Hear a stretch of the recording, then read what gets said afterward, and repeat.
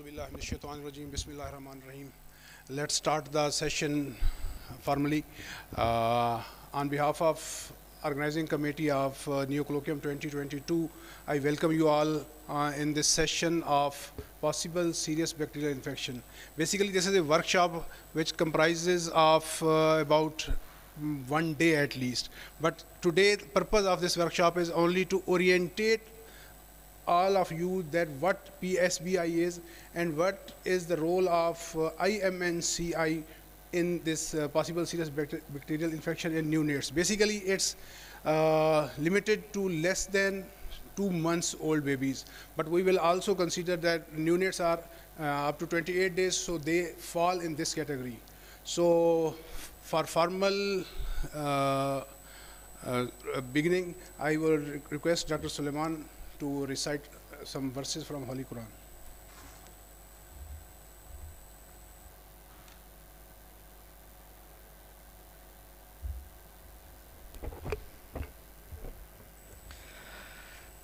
Bismillahirrahmanirrahim. وأما من خاف مقام ربه ونهى النفس عن الهوى فإن الجنة هي المأوى يسألونك عن الساعة أيان مرساها في أنت من ذكراها إلى ربك منتهاها صدق الله العظيم جزاك الله.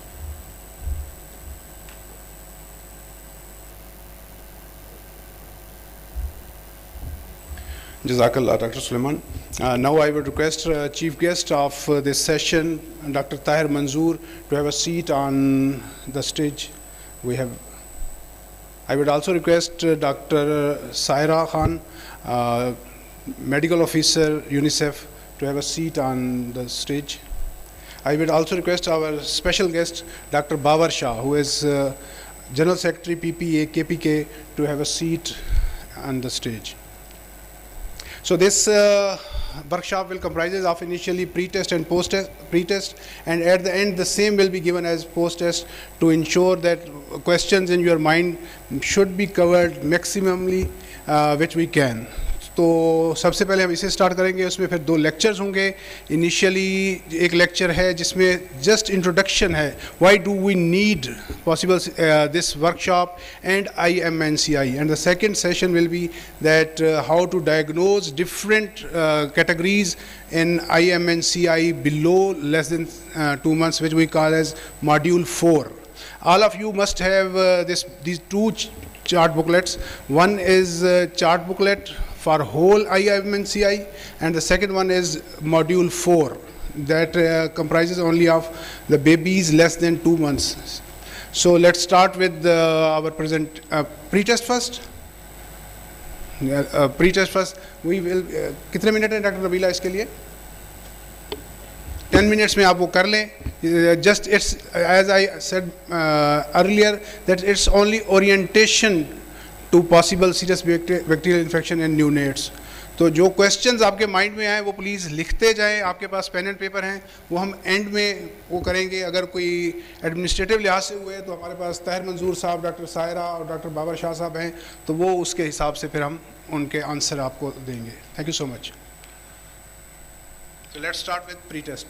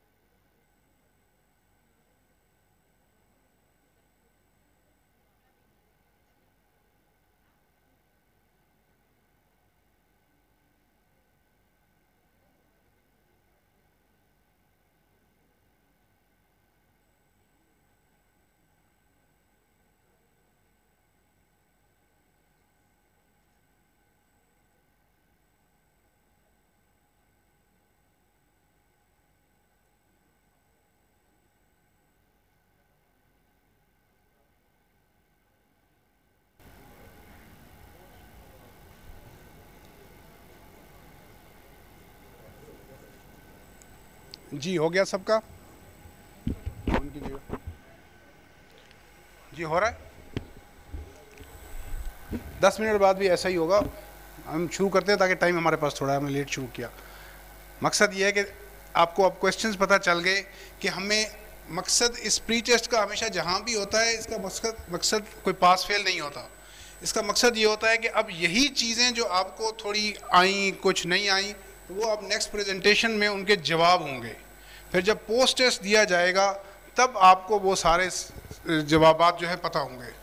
तो doctor Ahmad अब अपनी इंट्रोडक्शन शुरू करेंगे। Introduction to possible serious bacterial infections in neonates.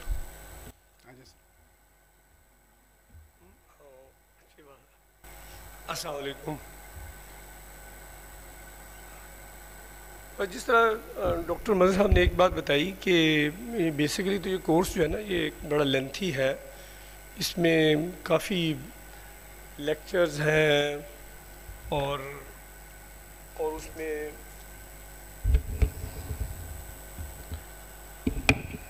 फिर उसमें ट्रेनिंग है। लेकिन आज हम जस्ट एक इसको जस्ट इसकी इंट्रोडक्शन होगी कि इसमें क्या क्या हमें लर्न करना है और क्यों लर्न करना है। ठीक है जी। बेसिकली पाकिस्तान के अंदर ये जिस तरह डॉक्टर मज़हर ने एक छोटी सी बात की कि 0 to 59 डेज़ का ये आज वाला जो लेक्चर है इसके ऊपर बात होगी। लेकिन ये कॉन्फ्रेंस जो है ये न्यूनेटोलॉजी की है। न्यू क्लोकियम ये न्यूनेटोलॉजी उसी को डील करती है। लेकिन चूँकि ये वाला कोर्स भी इसके अंदर फॉल करता है, ये वाली एज भी इसके अंदर फॉल करती है, इसलिए इसको हम न्यूनेटल एज भी कंसीडर करेंगे। तो कोई भी मुझे थोड़ा सा आइडिया देगा कि न्यू बॉर्न और न्यू नेट में क्या डिफरेंस? जी डॉक्टर साहब कोई आइडिया थोड़ा सा आपसे? न्यू नेट में जी, और न्यू बॉर्न बिल्कुल विद इन 24 आवर या लेस देन 24 आवर या फ्यू आवर्स, और अगर अबव देन 28 डेज हो जाएगा तो क्या हो जाएगा? ठीक, इन्फेंट हो जाएगा। बेसिकली ये कोर्स का पर्पस भी यही है कि हमें ये एक आइडिया हो कि हमारे पाकिस्तान के अंदर जो मोर्टेलिटी चल रही है वो न्यू बॉर्न के अंदर कितनी है, न्यू नेट्स के अंदर कितनी है और इन्फेंसी में कितनी है, और उसको हम किस तरह कवर कर सकते हैं।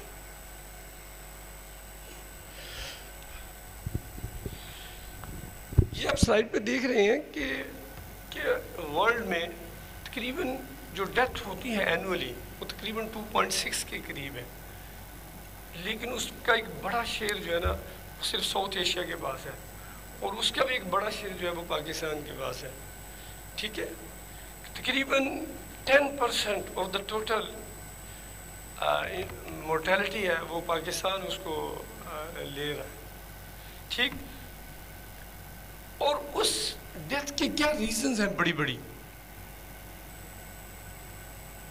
डॉक्टर बाबर कोई आइडिया है कि जो न्यूनेटोलॉजी में जो बड़ी बड़ी काज है क्या है जिसकी वजह से हमने बात की कि Pakistan is a big share holder?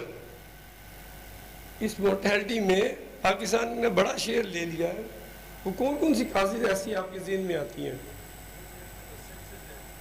Ji ji ji, doctor बादशाह ने जैसे बताया कि बर्थ एस्फिक्सिया और इन्फेक्शन और उसके बाद प्रीमेच्योरिटी है।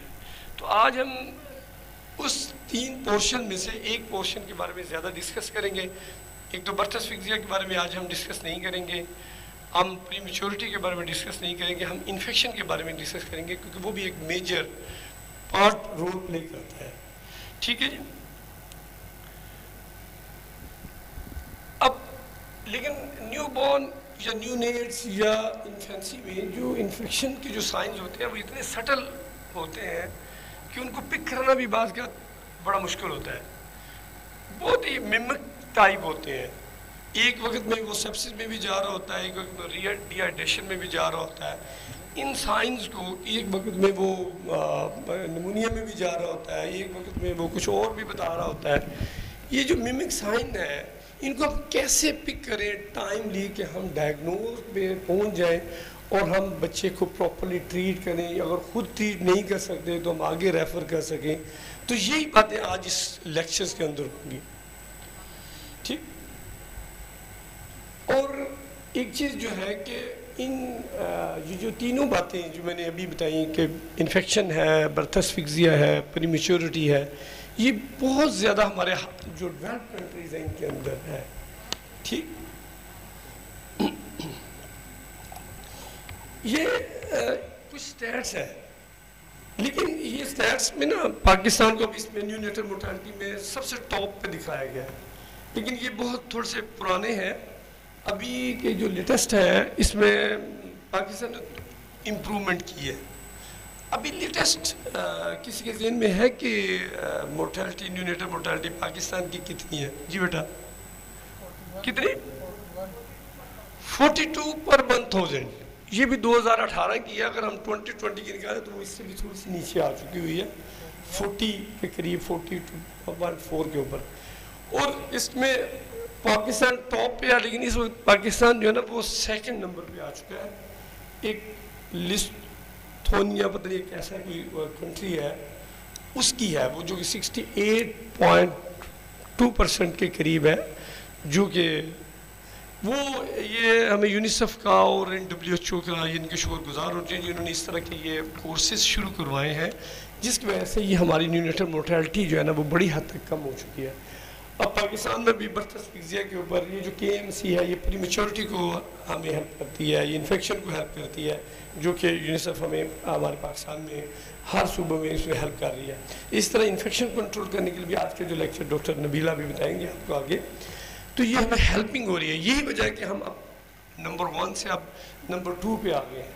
हमारी मोर्टालिटी का रेट जो है ना वो बड़ा कम हो गया है as compare to before, but in spite of that अभी भी हम बहुत पीछे हैं दुनिया से। अगर आप इस स्लाइड को देखेंगे तो इसमें भी आप देखेंगे कि डिफरेंट ईयर्स के अंदर मुख्तलिफ, पहले ज़्यादा मोर्टालिटी थी, अब आहिस्ता आहिस्ता कम होती जा रही है, ठीक है जी। ये बेसिकली ये ट्रेनिंग प्रोग्राम, ये जो एजुकेशन प्रोग्राम, ये जो वर्कशॉप्स, ये कॉन्फ्रेंसेस, ये उनकी वजह से हुई है। और जितनी जितनी हम लर्निंग करते जाएंगे उतनी उतनी इंशाल्लाह, और यही पर्पस भी इस वर्कशॉप्स का है। और जब हम इसको अटेंड करें तो हमारा पर्पस भी यही होना चाहिए कि हम अब आगे अपने अपने इंस्टीट्यूशंस में जाके इस न्यूनेटल मोर्टालिटी को कम करेंगे। जो आज हम लर्न करेंगे उसको आगे जाके हम कराएंगे। इसके अंदर ये स्लाइड है, इसके अंदर ये देखें वही इन्फेक्शन की डेथ की rate, causes of the neonatal mortality, ठीक। बट 28% इसमें आप देखें कि इन्फेक्शन का रोल है, 25% बर्थ एस्फिक्सिया का रोल है, और 37% जो है प्रीमेच्योरिटी का रोल है। ये 3 बड़े एरियाज हैं, लेकिन आज हम इस लेक्चर में सिर्फ और सिर्फ इन्फेक्शन को देखेंगे कि किस तरीके से हम पिक कर सकते हैं, कौन सा ऐसा साइन कि जिसको हम पिक करके बच्चे को ट्रीट कर सकें और हम इस मोर्टालिटी को रिड्यूस कर सकें, ठीक।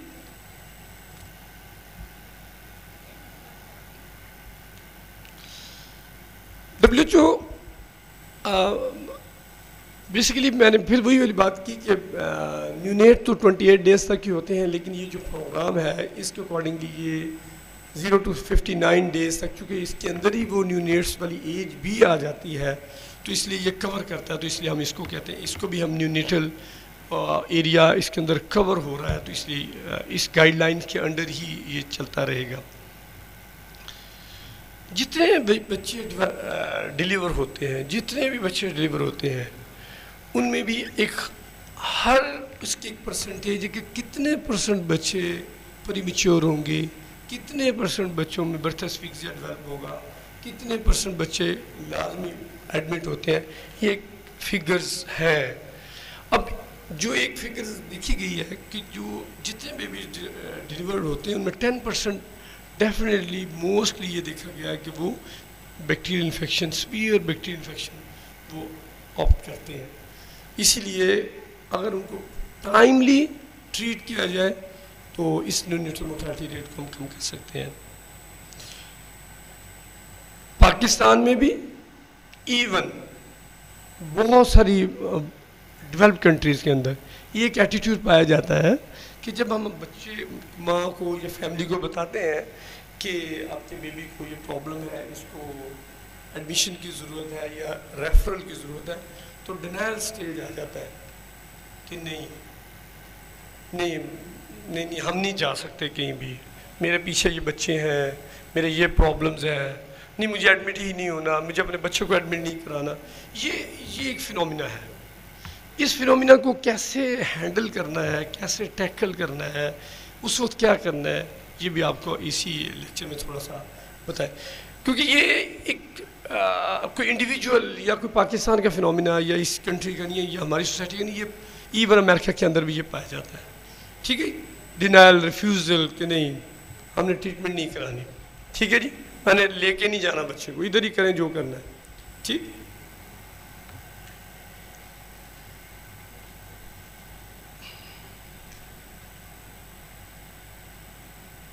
अब इसमें अगले लेक्चर में ये बताएंगे कि अगर एक बच्चा सिक है और उसमें रिफ्यूज़ल आ गया है, पेरेंट्स ने रिफ्यूज़ कर दिया कि हम कहीं नहीं लेके जा रहे, तो उस बच्चे को कौन सी मेडिकेशन करनी है, कौन सी नहीं करनी, ओरल देनी है, उसको आईवी देनी है, उसको कुछ भी नहीं देना, ये थोड़ा सा अकॉर्डिंग टू क्लासिफिकेशन होगा। ये उसमें यही बातें आगे चल के होंगी कि किस तरह क्लासिफिकेशन होगी, किस तरीके से हम उसको ट्रीट करेंगे और किस तरीके से हम रेफरल बनाएंगे। गाइडलाइंस के कुछ जब भी कोई बेबी आपके पास आता है तो उसको क्लासिफाई, बच्चे को असेस, सबसे पहले क्या किया जाता है, असेस किया जाता है। माँ से पूछा जाता है कि जी बच्चा क्यों आप लेके आए, इसको क्या प्रॉब्लम है, ठीक है। फिर उसके बाद उसको असेस किया जाता है। ये जो असेसमेंट है ना, एक तो हिस्ट्री होगी ना, आस्क, जैसे इसके अंदर लिखा है ना कि कुछ स्टेप्स हैं असेसमेंट के, जैसे पूछना, हिस्ट्री लेना। उसके बाद दूसरा आप उसको आपने देखना है बच्चे को, आपने क्या देखना है, ये आगे चल कर अभी डिस्कस होगा कि आपने क्या क्या देखना है। फिर उन देखने की बेस के ऊपर कि वो जो चंद साइन सिम्टम्स आपने देखे हैं उसकी बेस के ऊपर क्लासिफिकेशन होगी कि आइदर बेबी हेल्दी है, बेबी सिक है, बेबी क्रिटिकल है, बेबी के साथ डेंजर साइन है, क्या है। ये आप उन साइन को जो अगले लेक्चर के अंदर डॉक्टर नबीला आपको बताएंगे कि आपने क्या देखना है, ठीक है। उस बेस पे ये माइल्ड है, मॉडरेट है, हेल्दी है, क्या है। फिर फर्दर उसकी क्या ट्रीटमेंट होगी, क्या मुझे इधर ही करना है या घर भेजना है, ओरल ट्रीटमेंट देनी है, क्या इसको आईवी लाइन की ज़रूरत है, क्या इसको रेफरल की ज़रूरत है। ये उन on the base of history जो आपने पूछा, जो आपने असेस किया, जो आपने उसको क्लासीफाई किया, फिर उसके बाद आपने जब ये सारा कुछ कर दिया, फिर उसके बाद आपने उसको फॉलोअप के लिए भी बुलाना होता है, ठीक। अब आपने देखा क्लासिफिकेशन वही वाली बात के 2-3 तरह की होगी। रेड यानी कि बहुत ही सीवियर है, या माइल्ड है, या मॉडरेट है। बिल्कुल उसी तरह जिस तरह आप ये जाते हैं ना, इधर ट्रैफिक रोड पे जा रहे हैं, आगे सिग्नल रेड आ गया, चाहे जो मर्जी हो, जितनी मर्जी स्पीड हो, ब्रेक लगानी पड़ेगी। रेड यानी कि डेंजर है एरिया, येलो है आप कहते हैं कि अच्छा चलो थोड़ा सा और आगे चले जाए, जा सकते हैं, और ग्रीन है तो कहते हैं स्पीड चाहे 100 की भी जा, ठीक। बस इसी तरह जब ये क्लासिफिकेशन होगी वो भी on the base of this होगी कि वो सीवियर बच्चा है, कैसा है, माइल्ड है, मॉडरेट है, सीवियर है, on the base of this, ठीक। चाहते क्या है, नतीजा क्या, इस पूरी वर्कशॉप का नतीजा क्या है, ये है असल। ये मैं एक लाइन पढ़ के बताऊंगा कि क्योंकि इस वर्कशॉप के बाद चाहते, इस वर्कशॉप का पर्पज़ ये है, number 1, implementation of the possible severe bacterial infection guideline in primary health care facilities, कि ये जो आज आप लर्न करके जाएं कि जहाँ भी आप जाएं वहाँ इम्प्लीमेंट करें। यही 3-4 बातें जो मैंने अभी कही, पूछना, साइन सिम्टम देखना, क्लासीफाई करना, मैनेजमेंट करना, ज़रूरत है जाने की, घर जाने की, क्या करना। 100% इम्प्लीमेंटेशन। हमारी न्यूनेटल मोर्टालिटी बहुत ज़्यादा है, बहुत ज़्यादा है, हम दुनिया में दूसरे नंबर पे हैं। 100% इम्प्लीमेंट करेंगे तो कोई नतीजा आएगा। ठीक। Trained health care staff to orient the untrained staff on possible severe bacterial infection. ठीक। हमारा पर्पज़ ये है कि आप लोग ट्रेंड हो जाएं, आप लोगों को आइडिया हो जाए, फिर आप आगे जाके जहाँ जहाँ भी आप जाएं वहाँ पर आप जाके अपने दूसरे कोलीग्स को, अगर आप स्टाफ हैं तो दूसरे स्टाफ को, अगर आप LHV हैं तो दूसरे को, अगर आप डॉक्टर हैं तो आप दूसरे डॉक्टर्स को, सबको ट्रेन करें। ये है इसका पर्पज़। जहाँ भी जिस हॉस्पिटल में छोटे हो बड़े हो वहाँ पर आप एक कुछ डेस्क बना सकें, कोई एरिया बना सकें जिसको आप कह सकें कि यहाँ पर बच्चे को असेस करके हम डिक्लेयर कर सकते हैं पॉसिबल सीवियर बैक्टीरियल इन्फेक्शन की ये उसका बच्चा है। और उसके बाद एक डाटा कलेक्शन। मैं आजकल प्रिवेंटिव डिपार्टमेंट को भी देखता हूँ, तो पहले तो मुझे इतना आइडिया नहीं था कि ये डाटा, इसका क्या फ़ायदा होता है। Data is the base. क्यों? इसी से हमें पता चलना है। ये जो आंखें कान आपके हैं ना, ये डाटा है। इस डाटा ही की बेस के ऊपर जो भी कम्युनिटी के हेड्स होंगे, चाहे वो उस हॉस्पिटल का डिपार्टमेंट का हेड है, चाहे वो हॉस्पिटल का हेड है, चाहे वो चीफ मिनिस्टर है, चाहे वो हेल्थ मिनिस्टर है, चाहे वो आपके हेल्थ जो भी एडमिनिस्ट्रेटिव एरिया है, उनको पता आपके इस डाटे से ही पता चलना है। आप इस डाटा जो है ये उनकी आइज़ है, उनके कान हैं, उनके सारा कुछ है, इनसे उनको सुनता है, इसी से वो देखते हैं, इसी से उनको पता चलता है लाहौर में क्या हो रहा है, बलूचिस्तान में क्या हो रहा है, KPK में क्या हो रहा है। और ये डाटा कलेक्ट करना, इसके बाद इनकी वर्कशॉप के बाद कि वी होप कि ये जो एक्सपेक्टेड आउटकम है कि ये आ सकेगा। ठीक। ये बेसिकली मैंने जस्ट आपको एक इंट्रोड्यूस कराया है कि ये इस पॉसिबल सीवियर बैक्टीरियल इन्फेक्शन का purpose reduce the infant mortality in the newborn neonates and less than 60 days, और उसको किस तरीके से इम्प्लीमेंट करना है। अभी अगला लेक्चर जो है वो डॉक्टर नबीला देंगे इसके ऊपर कि ये जो मैंने अभी बातें की कि साइन सिम्टम्स किस तरह चेक करने हैं, कैसे मैनेज करना है, कैसे क्लासिफिकेट करना है। अगला बेटा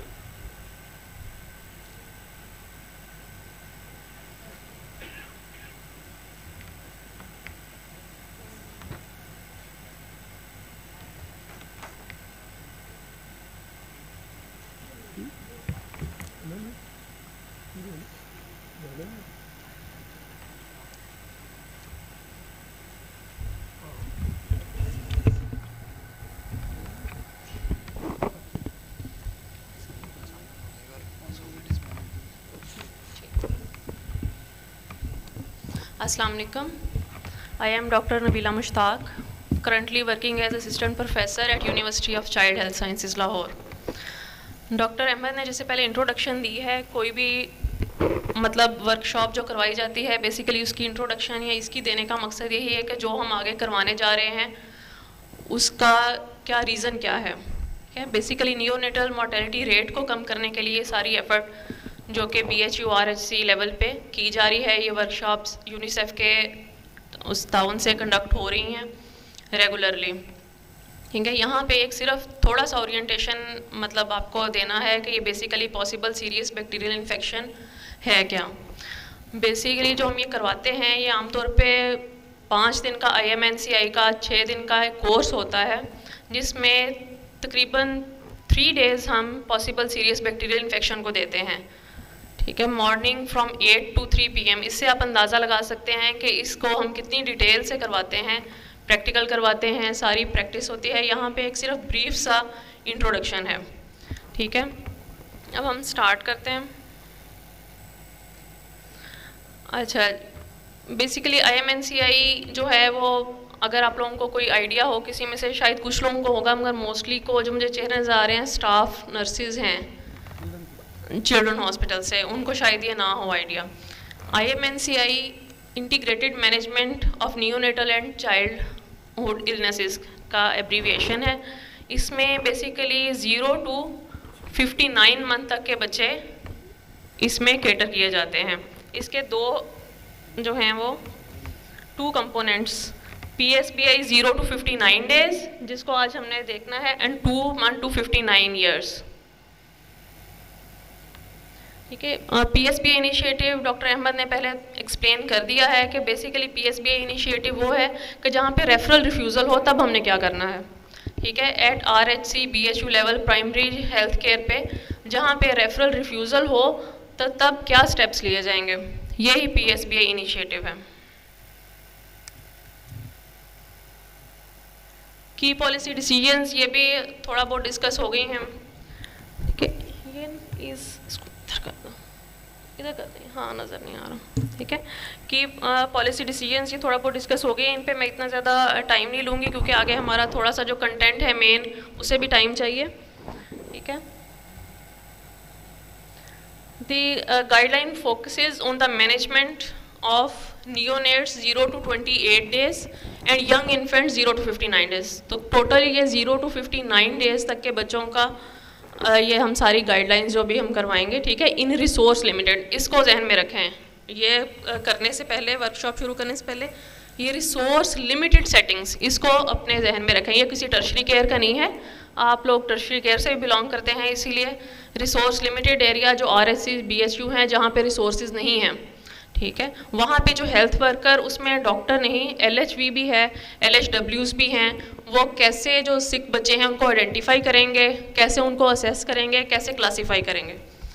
ठीक है, who have clinical sign of PSB and whose families do not accept or cannot assess for referral for treatment। ठीक है, जैसे पहले बताया गया, बेसिकली इनिशिएटिव ये इसीलिए है कि जो रेफ़र नहीं होते हैं, जो सिक बच्चा रेफ़र हो गया वो तो आगे DHQ या टर्शरी केयर में ट्रीट हो जाएगा, मगर जो रेफ़र नहीं होता उसका क्या करना है। अच्छा, ये थोड़ा सा पहले भी एक्सप्लेन किया गया है। बेसिकली ये जो गाइडलाइंस हैं IMNCI की, इनमें जो 3 कैटेगरीज़ हैं, रेड पिंक है जो कि उसके कलर से भी जाहिर होता है कि अर्जेंट रेफरल है, कि जो बच्चा अपने साइंस की बेस पे क्लासीफाई होगा और रेड कैटेगरी में आ जाएगा, जो क्लासिफिकेशन रेड में आएगी वो अर्जेंट रेफरल है। जो येलो में आएगी वो जो प्राइमरी हेल्थ फैसिलिटी, जो कोई भी BHU RSC या कुछ भी है वहाँ पे ही ट्रीट होगी, और ग्रीन है कि मदर को रीअश्योर करके सेंड होम होगा। इसमें हमने basically possible serious bacterial infection पे ही ज़्यादा फोकस करेंगे, मगर 0 to 59 मंथ के जो बच्चे हैं उनमें और भी प्रॉब्लम जैसे जॉन्डस, डायरिया या फीडिंग इश्यूज होते हैं, उनको हम थोड़ा सा टच करेंगे।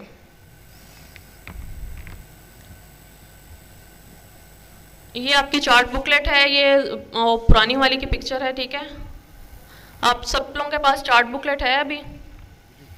ठीक है, अगर आप चाहें तो पेज नंबर 36 खोल सकते हैं इसमें।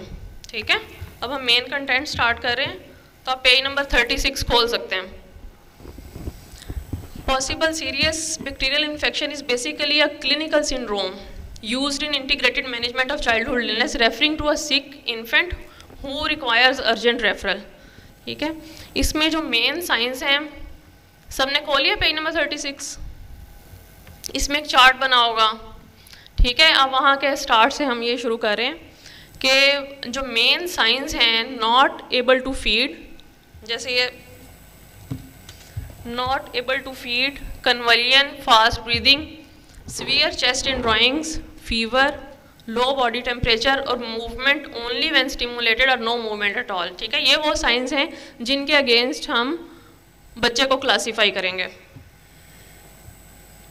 ठीक है, ये वाला पेज आप लोगों के पास खुला हुआ है, ऐसे ही है, सब लोगों के पास यही खुला हुआ है। ठीक है, जब भी कोई बच्चा जो कि 0 to 59 डेज़ का प्रेजेंट करेगा किसी भी हेल्थ फैसिलिटी में, बेसिकली जो प्राइमरी हेल्थ फैसिलिटीज़ हैं उनमें, ठीक है, उनमें सबसे पहले जो है कुछ चीज़ें हम पूछेंगे, चाहे वो किसी भी प्रॉब्लम से आया है। ठीक है, कई बच्चे कुछ प्रॉब्लम के साथ आते हैं, कोई मतलब उन्हें इश्यूज़ होते हैं, कुछ बच्चे वैक्सीनेशन के लिए आते हैं, कुछ वैसे ही रूटीन चेकअप के लिए भी आते हैं। ठीक है, तो जो भी बच्चा आएगा उन्हें इन सिम्टम्स के अगेंस्ट चेक किया जाएगा। सबसे पहले कुछ चीज़ें पूछने वाली हैं, आस्क, जैसे इसमें लिखा हुआ है, is the infant having difficulty in feeding. ठीक है, जो भी छोटे बच्चे हैं उनमें एक दूध ना पीना या जो बच्चे फीड नहीं कर रहे, एक बहुत बहुत इम्पोर्टेंट सिम्टम है। ठीक है। और सेकंड क्वेश्चन होगा has the infant had convulsions. ये 2 सवाल हम पूछेंगे, बाकी चीज़ें लुक एंड फील जो कि हेल्थ वर्कर या जो कोई भी वहाँ पे है वो कुछ चीज़ें खुद से असेस करेगा। 2 चीज़ें मदर से पूछेंगे और बाकी चीज़ें खुद से असेस करेगा, ठीक है। काउंट द ब्रेथ, आप लोगों ने जो स्टाफ नर्सेज यहाँ पे हैं वाइटल्स वगैरह तो लेती होंगी, ये भी सारे वाइटल्स ही हैं ऑलमोस्ट, ठीक है। Count the breath in 1 minute, ठीक है। नॉर्मल ब्रेथ रेट कितना होता है नियोनेट में, किसी को कोई आइडिया है? हाँ जी बताएं। 40 to 60, ठीक है। और किसी का कोई आइडिया? ठीक है, नॉर्मली लेस देन 60, ठीक है। 60 और मोर को हम फास्ट ब्रीदिंग कहेंगे। इन गाइडलाइन में जो है ना 60 और मोर, 60 अगर है तो भी फास्ट ब्रीदिंग है और अगर उससे ज़्यादा है तो भी फास्ट ब्रीदिंग, अगर 59 है तो फास्ट ब्रीदिंग नहीं है, ठीक है। इसको क्लियर कट जो है वो कर दिया गया। उसके बाद और अगर 60 या मोर होगा तो दोबारा भी काउंट करेंगे ब्रेथ। दोबारा क्यों करने हैं? जो नर्सरी वाली स्टाफ नर्सेज हम रीअसेसमेंट क्यों करना चाहते हैं? हम रीअसेसमेंट कर तो लिया एक दफ़ा। जिन्होंने न्यू नेट्स देखे होते हैं ना बच्चे पॉज करते हैं, तेज़ तेज़ ब्रीथ करते हैं फिर पॉज करते हैं, तो इसीलिए एक सेफ उसके लिए है कि काउंट दोबारा इसमें जिसमें ज़्यादा है 60 और मोर है एक दफ़ा दोबारा काउंट करना है, अगर 60 से कम है तो दोबारा काउंट करने की ज़रूरत नहीं है, ठीक है। उसके बाद look for severe chest in drawings.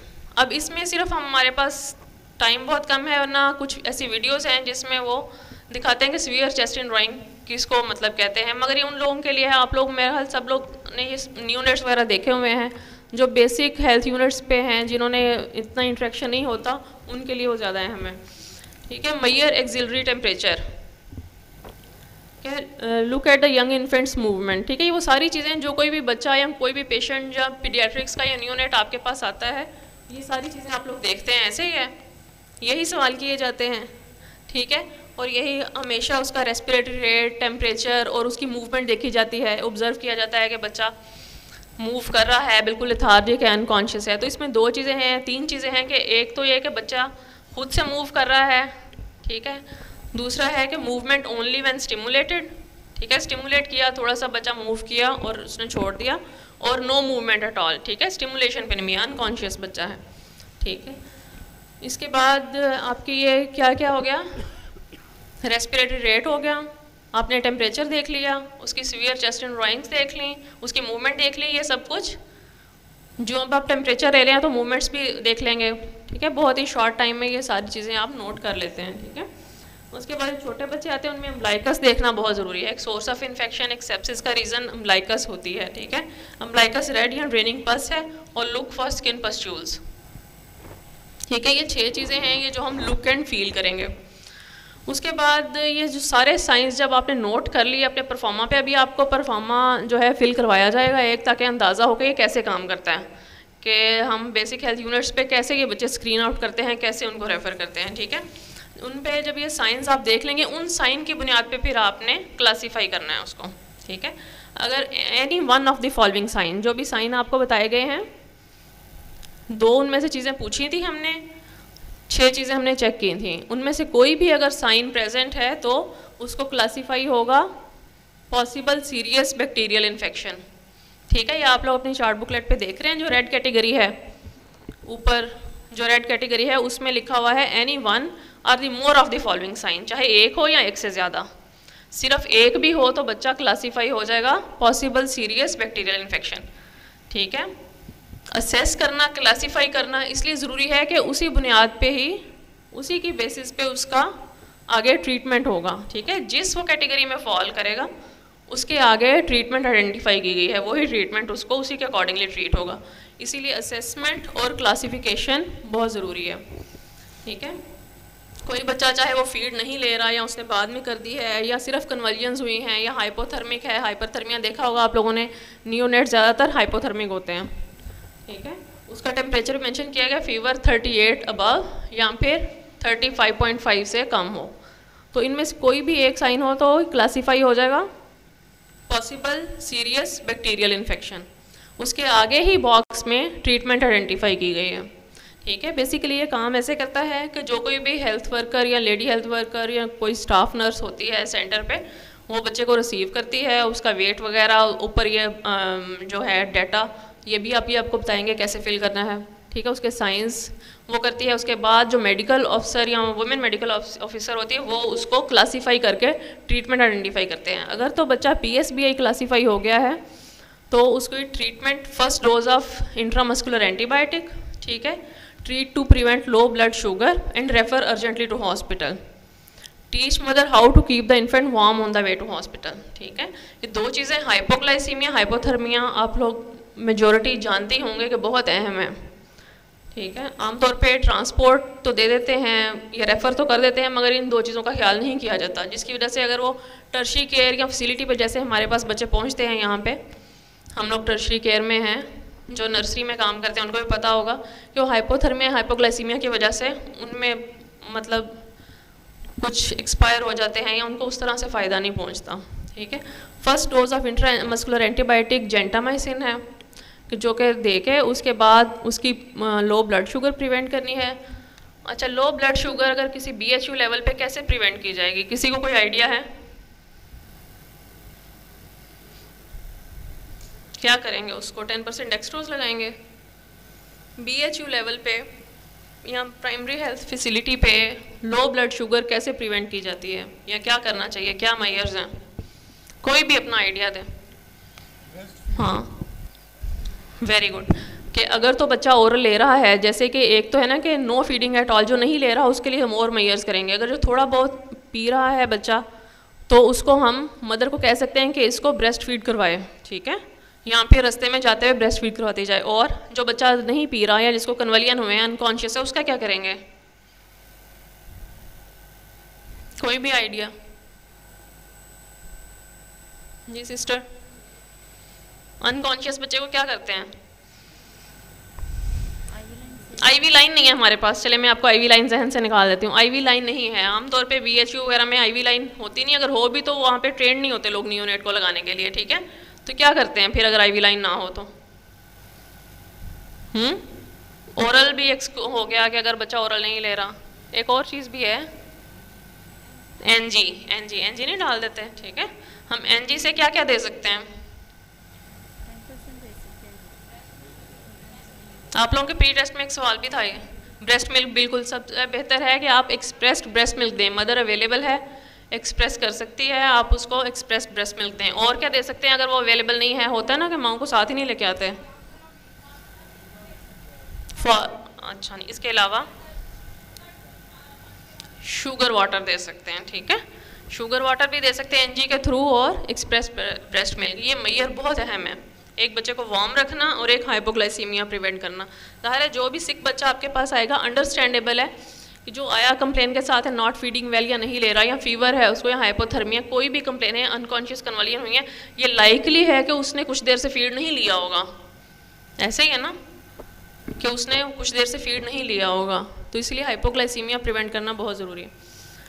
अच्छा, पॉसिबल सीरियस बैक्टीरियल इन्फेक्शन हो गया। इसके बाद है हमारा एक फास्ट ब्रीदिंग में हमने कहा था 60 ब्रेथ पर मिनट वाला जो बच्चा है उसको हमने PSBI क्लासीफाई किया हुआ है, मगर उसमें एक पॉइंट ये भी है कि अगर वो लेस देन 7 डेज़ ओल्ड है, ठीक है, एक बच्चा 4 दिन का है, 5 दिन का है, 1 दिन का है, जो 7 दिन से कम का बच्चा है और उसमें और कोई कंप्लेन नहीं है, सिर्फ फास्ट ब्रीदिंग है, 60 या उससे ज़्यादा उसका ब्रेथ रेट है, उसको हम PSBI करेंगे। अगर वही बच्चा 7 डेज से ऊपर चला जाएगा तो ये नेक्स्ट कैटेगरी है, येलो में अपने आप देख सकते हैं चार्ट बुकलेट पे, कि अगर वही बच्चा 7 डेज से ज़्यादा हो जाएगा और सिर्फ फास्ट ब्रीदिंग है, उसमें और कोई नहीं है, वो दूध भी पी रहा है, कोई कन्वलियन वगैरह कोई ऐसा इशू नहीं है, तो उसको क्लासीफाई क्या करेंगे? आपने देखें येलो कैटेगरी में क्या लिखा हुआ है, पहला क्लासीफाई में नमूनिया, ठीक है, वो फिर नमूनिया होगा, पॉसिबल सीरियस बैक्टीरियल इन्फेक्शन नहीं होगा, ठीक है। दूसरा आपकी येलो कैटेगरी में एक और है लोकल इन्फेक्शन, जो कि बहुत अहम है। जो नियोनेट्स को डील करते हैं उन्होंने देखा होगा बहुत सारे बच्चे एम्ब्लाइकस इन्फेक्शन के साथ आते हैं, स्किन पस्ट्यूल्स के साथ आते हैं, ठीक है। अगर तो एम्ब्लाइकस रेड और ड्रेनिंग पस है या स्किन पस्ट्यूल्स है तो इसको हम क्लासीफाई करेंगे लोकल इन्फेक्शन, मगर उस केस में जिसमें कोई और सिम्टम नहीं है। जिस बच्चे में कोई और सिम्टम है वो तो ऊपर ही PSBI क्लासीफाई हो जाएगा, ठीक है। अच्छा, आपके पास नमूनिया की आगे आइडेंटिफाई ट्रीटमेंट, जैसे मैंने पहले भी कहा था कि क्लासीफाई करना, असेस करना सिम्टम बहुत ज़रूरी है, फिर क्लासीफाई करना, ठीक है, क्योंकि उसके अकॉर्डिंगली हमने ट्रीट करना है। अगर क्लासिफिकेशन सही नहीं होगी तो फिर ट्रीटमेंट भी सही नहीं होगी, ठीक है। नमूनिया की ट्रीटमेंट है oral amoxicillin for 7 days, advise mother to give home care for the young infant, ठीक है। आगे हम देखेंगे कि होम केयर क्या होती है, ठीक है। And follow up on day 4 of treatment, also treat पर एनी अदर, कोई और इशू है तो उसको भी ट्रीट करें। लोकल इन्फेक्शन के लिए अमॉक्सिल 5 days के है, ठीक है। Teach the mother to treat local infection, ठीक है। इसमें एक और भी चीज़ है कि लोकल इन्फेक्शन जो है वो जेंशन वायलेट भी अप्लाई करना है उसके लिए, और साथ में ओरल अमॉक्सिल भी देनी है और होम केयर एडवाइस करनी है। No signs of bacterial infection, आगे ग्रीन उसमें चले जाएं बॉक्स में नीचे। No signs of bacterial infection or very severe disease or infection unlikely, ठीक है। आते हैं ना बच्चे जो वैक्सीनेशन के लिए आते हैं, ये कुछ मदर्स को वैसे ही कोई फॉल्स कंप्लेंट्स होती हैं कि इसको ये मसला है, मगर जब आप असेस करते हैं तो ऐसा कुछ नहीं होता, तो उनको आप सीवियर डिजीज़ और इन्फेक्शन अनलाइकली क्लासीफाई करके अपने परफॉर्मा पे, ठीक है, जो भी आपका रिकॉर्डिंग फॉर्म होगा, तो advice mother to give home care, ठीक है। मदर को कुछ काउंसलिंग करके तो आप भेज देंगे। सबको ये समझ आ गया? थोड़ी सी ओरिएंटेशन हो गई है कि कैसे ये काम करता है, कि हमने BHUs में या उसमें जो भी बच्चा प्रेजेंट कर रहा है 0 to 59 days का, उसका हमने रिकॉर्डिंग फॉर्म फिल करना है, ठीक है। और रिकॉर्डिंग फॉर्म जब फिल करेंगे कुछ साइन सिम्टम्स की बुनियाद पे वो क्लासीफाई होगा। कई दफ़ा मदर्स को नहीं पता होता, आती वो किसी और काम के लिए है, मगर बच्चा PSBA क्लासीफाई हो जाता है, ठीक है। उनको अंदाज़ा नहीं होता कि बच्चा सिक है, ऐसा ही है, ठीक है। तो इसीलिए इसको जो बच्चा आपके पास वहाँ पे मतलब आ रहा होता है, उसको जिन डिस्ट्रिक्ट पे काम हो रहा है वहाँ पे क्लासीफाई किया जाता है, ताकि वो आइडेंटिफाई हो और अर्जेंट रेफरल या टाइमली रेफरल होके तो जान जो है नियोनेटल मोर्टेलिटी रेट कम किया जा सके। अच्छा, ये हमारा एक नेक्स्ट बहुत ही इम्पोर्टेंट वो है कि जैसे हमने पहले बताया था PSBA इनिशिएटिव बेसिकली क्या है। जो PSBA इनिशिएटिव यही है कि जहाँ पे ये बच्चे ट्रीट नहीं किया जा सकते हैं, ठीक है, कि PSBA आपने क्लासीफाई कर लिए हैं, पॉसिबल सीरियस बैक्टीरियल इन्फेक्शन बच्चे के किसी भी सिम्टम की बुनियाद पे क्लासीफाई हो गया है, मगर जब आपने रेफरल की बात की है तो रिफ्यूज़ल है, ठीक है। आप सब लोग पेशेंट्स के साथ इंटरेक्ट करते हैं, ठीक है, हर जो कोई भी आता है उसके अपने अपने सोशल और मतलब प्रॉब्लम्स होते हैं, ठीक है। तो कई दफ़ा पेशेंट ऐसा कहते हैं कि हम लोग नहीं जा सकते, वो अपनी कंफर्ट जोन से निकलना चाहते हैं, या इश्यूज़ होते हैं, family issues, economical issues, transport नहीं होता लोगों के पास, या जैसे हर कोई जानता है मतलब छोटे बच्चे होते हैं, या वो वैसे ही कहते हैं कि ये हमें अपने सर से उतारने के लिए, जो कि ज़्यादातर हमारे यहाँ लोगों की सोच है, भेज रहे हैं, तो वो लोग रिफ्यूज़ करते हैं, रेजिस्ट करते हैं इवन आफ्टर काउंसलिंग। तो उसके लिए हमने क्या करना है, ठीक है। तो ऐसे बच्चों को हमने ऐसे ही नहीं छोड़ देना। ये वाला जो है ना, ये आपके है पेज नंबर 45 पे, ठीक है। आप लोग चार्ट बुकलेट का पेज नंबर 45 निकाल लें, आपके लिए इजी होगा, एक दफ़ा देख लेंगे तो फिर बाद में इजी होगा, ठीक है। कि जब वेयर रेफरल इज़ रिफ्यूज्ड और नॉट पॉसिबल, या बहुत ही फार फ्लंग एरियाज़ होते हैं जिसमें पॉसिबल नहीं होता, ठीक है, तो further assess and classify the sick young infant with possible serious bacterial infection और वेरी सीवियर डिजीज़। ये वो बच्चे जिनको आपने PSBA क्लासीफाई किया है, जो हमारा पीछे रेड कैटेगरी में था ना, ये जो ऊपर रेड कैटेगरी जिसको आपने क्लासीफाई किया, ये उनके लिए है सिर्फ, ठीक है, कि जिसको आपने किसी भी सिम्टम, जो 2 चीज़ें पूछी थी उनकी बुनियाद पे, या जो 6 चीज़ें हमने खुद चेक की थी उनकी बुनियाद पे क्लासीफाई कर चुके हैं PSBA। जब आपने रेफरल की बात की तो रेफरल रिफ्यूज़ हो गया, अब आपने आगे फर्दर क्या करना है, ठीक है। ये फर्दर असेसमेंट अब शुरू होगी, ठीक है। उन्हीं में से जो आपने अगर तो कन्वलियन की बेस पे उसको PSBA बनाया था, ये पहले वाले बॉक्स पे चले जाएं, असेस जो लिखा हुआ है, ठीक है। If the infant has any one of the following, कि अगर तो वो कन्वलियन की उस पर आपने उसको PSBA बनाया था कि उसकी कंप्लेन कन्वलियन थी, ठीक है, या unable to feed at all, ठीक है, कि आते हैं कुछ बच्चे उनकी कंप्लेन होती है ना कि ये तो बिल्कुल ही फीड नहीं कर रहा, और आपने जब ऑब्जर्व किया तो ऐसा ही है कि बच्चा बिल्कुल भी इंटरेस्टेड नहीं है, ठीक है। इसकी बुनियाद पर बनाया था no movement on stimulation, unable to cry, bulging fontanelle उसमें नहीं है, अब इसमें ये 2 चीज़ें और ऐड कर दी हैं, ठीक है, या बल्जिंग फोंटानेल है या साइनोसिस, इनमें से कोई भी एक साइन है या कोई भी एक उसमें से कंप्लेन है बच्चे को, तो ये क्लासीफाई होगा क्रिटिकल इलनेस, ठीक है। वही बच्चा जो आपने पहले PSBA क्लासीफाई किया था, जब रेफरल रिफ्यूज़ हो गया तो अब आपने जब उसको फर्दर क्लासीफाई किया, अगर वो कन्वलियन के साथ आया था, unable to feed at all था, या no movement on stimulation, unable to cry, bulging fontanelle या साइनोसिस, इनमें से कोई भी कंप्लेन थी तो वो क्रिटिकल इलनेस क्लासीफाई हो जाएगा। बेसिकली फर्दर क्लासीफाई करने का मकसद है कि उसको सीरियसनेस से ट्रीट किया जाए, कि वही जब क्लासिफिकेशन है तो आगे ट्रीटमेंट डिफरेंट है, जब क्लासिफिकेशन डिफरेंट हो गया तो ट्रीटमेंट डिफरेंट है। जो क्रिटिकल इलनेस वाले बच्चे होंगे आमतौर पे बहुत सिक होते हैं, अगर ये रेफ़र ना हो तो मतलब मुश्किल होता है इनको बचाना, मगर फिर भी जो हम कर सकते हैं उसमें यही है कि give first dose of ampicillin and gentamicin. जो हम PSBI रेफ़र कर रहे थे उसमें हमने क्या दिया था, सिर्फ क्या दिया था, मैंने क्या बोला था, फर्स्ट डोज ऑफ एंटीबायोटिक किसकी देनी है, जेंटामाइसिन की, ठीक है ना। जो PSBI था ना उसमें जेंटामाइसिन आपने एक शॉट दिया, ब्लड शुगर प्रिवेंट की, वार्म रखने का बताया और उसको भेज दिया, ठीक है। मगर ये बच्चा जो आपके पास रिटेन हो गया, नहीं जा रहा फॉर टाइम बीइंग, आपने उसको एम्पिसिलिन और जेंटामाइसिन इंट्रामस्कुलरली लगानी है। केयर गिवर को बार बार एक्सप्लेन करना है the infant is very sick and needs urgent referral, ठीक है। मीनवाइल आपने उसको जेंटामाइसिन और एम्पिसिलिन लगा दी, उसकी लो ब्लड शुगर प्रिवेंट की, अगर NG अवेलेबल है, जो बच्चे कन्वलियन में आते हैं अनेबल टू फीड है वो ओरल तो नहीं लेंगे, ठीक है। लो ब्लड शुगर प्रिवेंट की, teach the mother how to keep the infant warm on the way to hospital, और री इन्फोर्स है इसमें रेफरल, अब बार बार उसको यही कहेंगे कि इस बच्चे को रेफ़र होना या बड़े अस्पताल जाना लाजमी है, ठीक है। मगर अगर स्टिल नॉट पॉसिबल है तो आप ट्रीटमेंट कंटिन्यू करेंगे if the baby survives with ampicillin twice a day for 7 days और gentamicin once a day for 2 days, ठीक है। तो ये जिसको आप रेफरल रिफ्यूज़ था वो आपके पास एम्पिसिलिन के लिए तो 12 घंटे बाद आएगा, ठीक है। तो अगेन आप उसको काउंसल कर सकते हैं, ठीक है। जो भी BHU में जो भी हेल्थ वर्कर है या जो भी स्टाफ है उसका ये है कि वो जब भी बच्चा आपके पास आए उसको वो काउंसल करे रेफरल के लिए, ठीक है।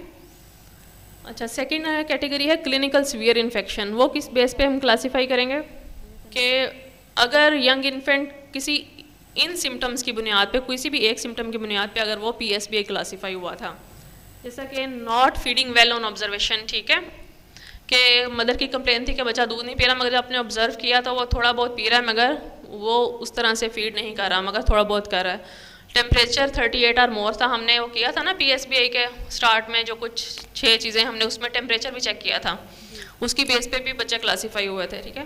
तो टेम्परेचर 38 और मोर है, या टेम्परेचर हाइपोथर्मिक है, बच्चा लेस देन 35.5 है, सीवियर चेस्ट ड्राइंग है, या मूवमेंट ओनली व्हेन स्टिमुलेटेड है, ठीक है। नो मूवमेंट एट ऑल वाली कैटेगरी नहीं, मूव कर रहा है मगर ऑन स्टिमुलेशन, तो इन बच्चों को हम क्लासीफाई करेंगे क्लिनिकल सीवियर इन्फेक्शन, ठीक है। सबने खुली हुई है, ये सेकंड बॉक्स पे आ जाए। सेकंड बॉक्स पे है क्लिनिकल सीवियर इन्फेक्शन। ये वो बच्चे जो PSBI क्लासीफाई हुए थे मगर वो रेफ़र नहीं हुए, जो लेस सीवियर सिम्टम्स हैं उनको क्लिनिकल सीवियर इन्फेक्शन क्लासीफाई कर देंगे, ठीक है। वही इसमें वही है कि केयर गिवर को आप हमेशा जो भी PSBI आप लोगों ने क्लासीफाई किया है उसमें केयर गिवर को हमेशा रेफरल की ही एडवाइस होगी, ठीक है। चाहे एक दफ़ा रेफर रिफ्यूज़ल हो, ट्रीटमेंट स्टार्ट करके उसको जब भी वो आपके पास आता है इनकाउंटर के लिए रेफरल की ही एडवाइस होगी। इन बच्चों में आपने देना है ओरल अमॉक्सल फॉर 7 days, ठीक है, और injection gentamicin for 2 days OD dose, ठीक है। अगर वो रेफरल रिफ्यूज़ करते हैं तो जेंटामाइसिन लगाएंगे, ओरल अमॉक्सल देंगे, और जब भी कोई ओरल मेडिकेशन इस तरह BHU या उसमें देनी है तो मदर को हमेशा उसमें सिखाया जाता है, ठीक है। उसकी भी डिटेल है, उसको मैं स्किप कर रही हूँ, टाइम यहाँ पे शॉर्ट है, ठीक है। तो लो ब्लड शुगर हमेशा जो PSBI का बच्चा है, चाहे वो आपके पास रह रहा है चाहे वो जा रहा है, उसकी हमेशा लो ब्लड शुगर के लिए प्रिवेंट करनी है। मदर को बताना है कि अगर वो घर लेके जा रही है, बच्चे को रेफरल रिफ्यूज़ल है, तो उसको वार्म कैसे रखना है, ठीक है। और रीअसेस करना है ईच विजिट पे। जो जेंटामाइसिन आपने 2 days के लिए लगानी है, अगले दिन इंजेक्शन के लिए उसको बुलाएंगे, तो फिर रीअसेस करेंगे और फिर उसको काउंसल करेंगे रेफरल के लिए, ठीक है। थर्ड कैटेगरी है जो लास्ट बॉक्स है आपके पेज नंबर 45 पे, कि वो बच्चा जो कि फास्ट ब्रीदिंग के साथ PSBI आप लोगों ने क्लासीफाई किया था, लेस देन 7 days है और फास्ट ब्रीदिंग है, 60 और मोर है, ठीक है। इस बेस पे अगर वो क्लासीफाई हुआ था तो उसे हम, अगर और कोई उसमें ऊपर वाला सिम्टम नहीं है, कोई भी सीवियर नहीं है, तो वो क्लासीफाई अब हो जाएगा, जब रेफरल रिफ्यूज़ल कर दिया तो सीवियर नमूनिया, ठीक है। और इसके लिए हम ओरल अमॉक्सल देंगे 7 डेज़ के लिए। निमोनिया के लिए भी हमने 7 डेज़ के लिए दी थी। ऐसे ही है, याद है सबको? थोड़ा थोड़ा सा याद है। इसमें भी 7 डेज़ के लिए है। लोकल इन्फेक्शन के लिए हमने 5 डेज़ दी थी ना, तो निमोनिया के लिए 7 डेज़ दी थी। इसमें भी ओरल अमॉक्सल देंगे 7 डेज़ के लिए। मदर को सिखा के भेजेंगे, उसको बना के देंगे अमॉक्सल, ठीक है। उसको सिखा के भेजेंगे कि ट्वाइस डेली कैसे देनी है। जो डोज है उसको कैलकुलेट करके एक अपने सामने दिलवाएंगे हमेशा। Treat also any other classification of the young infant has और advise the mother to return for follow up on day 4, ठीक है। Day 4 follow up referral refusal में है, मगर जो हमारे ऊपर वाले बच्चे हैं क्योंकि वो इंजेक्शन के लिए आते हैं तो वो उस वक्त भी आप काउंसल कर सकते हैं और डे 4 पे आपने बुलाना है। जो ये बच्चा ओरल अमॉक्सल लेके जा रहा है तो इसमें आपने डे 4 पे उसको कॉल करना है रीअसेस करने के लिए, ठीक है। कुछ थोड़ा सा इसका अंदाज़ा हो गया है, बस थोड़ा थोड़ा ही करना है। अच्छा, what to do when referral is not possible, ये तो वैसे भी थोड़ा सा एक्सप्लेन कर दिया है। कोई भी डेंजर साइन के साथ आया उसको हमने मतलब PSBI क्लासीफाई किया, फर्स्ट डोज दी, रेफरल के लिए उसको किया। अगर रिफ्यूज़ है तो वो हम कैटेगरीज आगे बता चुके हैं। अच्छा, ये थोड़ा थोड़ा सा हम इसको ब्रीफली टच करेंगे कि जो बच्चे आते हैं, जाहिर है बच्चा जो भी नियोनेट आएगा लाजमी नहीं कि उसमें सिर्फ एक ही प्रॉब्लम हो, दूसरे भी जो हैं वो प्रॉब्लम्स हो सकते हैं। तो इसीलिए इसको हम ब्रीफली टच करेंगे कि जो भी छोटे बच्चे आते हैं उनमें जॉन्डस का लाजमी चेक करना होता है, ठीक है। जो 0 to 59 डेज़ वाले बच्चे हैं उसमें जॉन्डस चेक करना है, ठीक है। एक ही सवाल है, when did jaundice first appear. Mother से पूछा जाएगा कि ये पहले दफ़ा तुमने इसको कब नोटिस किया था, कि बच्चा कितने दिन का था जब ये जॉन्डस अपीयर हुआ था। और देखना है उसमें कि येलो स्किन है कि नहीं, ठीक है, और पाम एंड सोल, ठीक है। बेसिकली ये लेडी हेल्थ वर्कर्स या लेडी हेल्थ जो हैं LHVs वगैरह उनके लिए है, जो बेसिक हेल्थ यूनिट बैठे होते हैं, जिनके पास कोई गैजेट नहीं होते, जो सीरम बिलीरुबिन नहीं चेक कर सकते, ठीक है ना। तो उनके लिए है कि वो इस तरह से कम से कम उन बच्चों को वो आइडेंटिफाई कर सकते हैं कि जिनको अर्जेंट ट्रीटमेंट की ज़रूरत है, ठीक है। तो हम एक चीज़ पूछेंगे, 2 चीज़ें देखेंगे और क्लासीफाई कर लेंगे। Any jaundice if age less than 24 hours, कि मदर ने कहा कि इसके तो था अभी 1 दिन का भी पूरा नहीं हुआ था तो इसको यरकान हो गया था, या जब ये 6 घंटे का था इसकी आंखें तो तभी से पीली हैं, ठीक है। कोई भी बच्चा जिसको लेस दैन 24 आवर एज में, ठीक है, जो कि 24 घंटे से कम का था और उसको जॉन्डस हो गया, ठीक है। या फिर yellow palm and sole at any age, कि बच्चा आया है जॉन्डस के साथ, उसके येलो पाम एंड सोल हैं, चाहे वो 1 महीने का है, चाहे वो आपका 59 डेज़ तक आप इसको रिकॉर्डिंग फॉर्म फिल करेंगे ना, चाहे वो 58 डेज़ का है या 59 डेज़ का, येलो पाम एंड सोल हैं तो वो सीवियर जॉन्डस क्लासीफाई हो जाएगा, ठीक है। वो कौन सी वजह है, वो जहाँ आप रेफ़र करेंगे उनका काम है आगे उसको डायग्नोज करना, ठीक है। हमेशा जब भी छोटा बच्चा रेफ़र करेंगे, लो ब्लड शुगर प्रिवेंट करेंगे, उसको वार्म रखने का कहेंगे और रेफ़र कर देंगे। इसमें अगर कोई भी और इन्फेक्शन वाली बात नहीं है या पहले कोई ऊपर क्लासिफिकेशन नहीं हुई तो एंटीबायोटिक कोई ज़रूरत नहीं है, सिर्फ जॉन्डस के साथ आया है इसको आप रेफ़र कर देंगे। दूसरी आपकी येलो कैटेगरी है, ये नेक्स्ट पेज खोला हुआ है ना सबने, जॉन्डस वाला, ठीक है ना, ठीक है। Jaundice appearing after 24 hours of life, ठीक है। सेकेंड डे पे जॉन्डस अपीयर हुआ, थर्ड डे पे अपीयर हुआ, या पाम एंड सोल येलो नहीं है, आइज़ येलो हैं, फेस है, चेस्ट है येलो, मगर पाम एंड सोल स्पेयर्ड हैं, तो इसको क्लासीफाई करेंगे जॉन्डस, ठीक है। इसमें मदर को सिर्फ होम केयर एडवाइस करेंगे, मदर को बताएंगे वापस कब आना है, ठीक है। जो जॉन्डस वाला बच्चा सिर्फ जॉन्डस के साथ आया है उसमें आप वापस आने का बताएंगे कि अगर ये उसके जो हैं पाम एंड सोल येलो हो जाते हैं तो फौरी तौर पे बच्चे को वापस लेने आना है। और जॉन्डस में सबसे अहम चीज़ है कि सेकंड डे पे फॉलो अप ऑन डे 2 है। अगर आज बच्चा आया है आपके पास, आपने नेक्स्ट डे उसको फॉलो अप के लिए बुलाना है, ठीक है, क्योंकि होता है ना कि जॉन्डस ज़्यादा हो जाता है रैपिडली, तो इसीलिए डे 2 पे उसको रीअसेस करने के लिए लाजमी बुलाना है। और नो जॉन्डस तो मदर को सिर्फ होम केयर, जो भी मदर आपके पास आई है कोई इशू नहीं है तो उसको होम केयर ज़रूर एडवाइस करनी है, काउंसलिंग ज़रूर करनी है।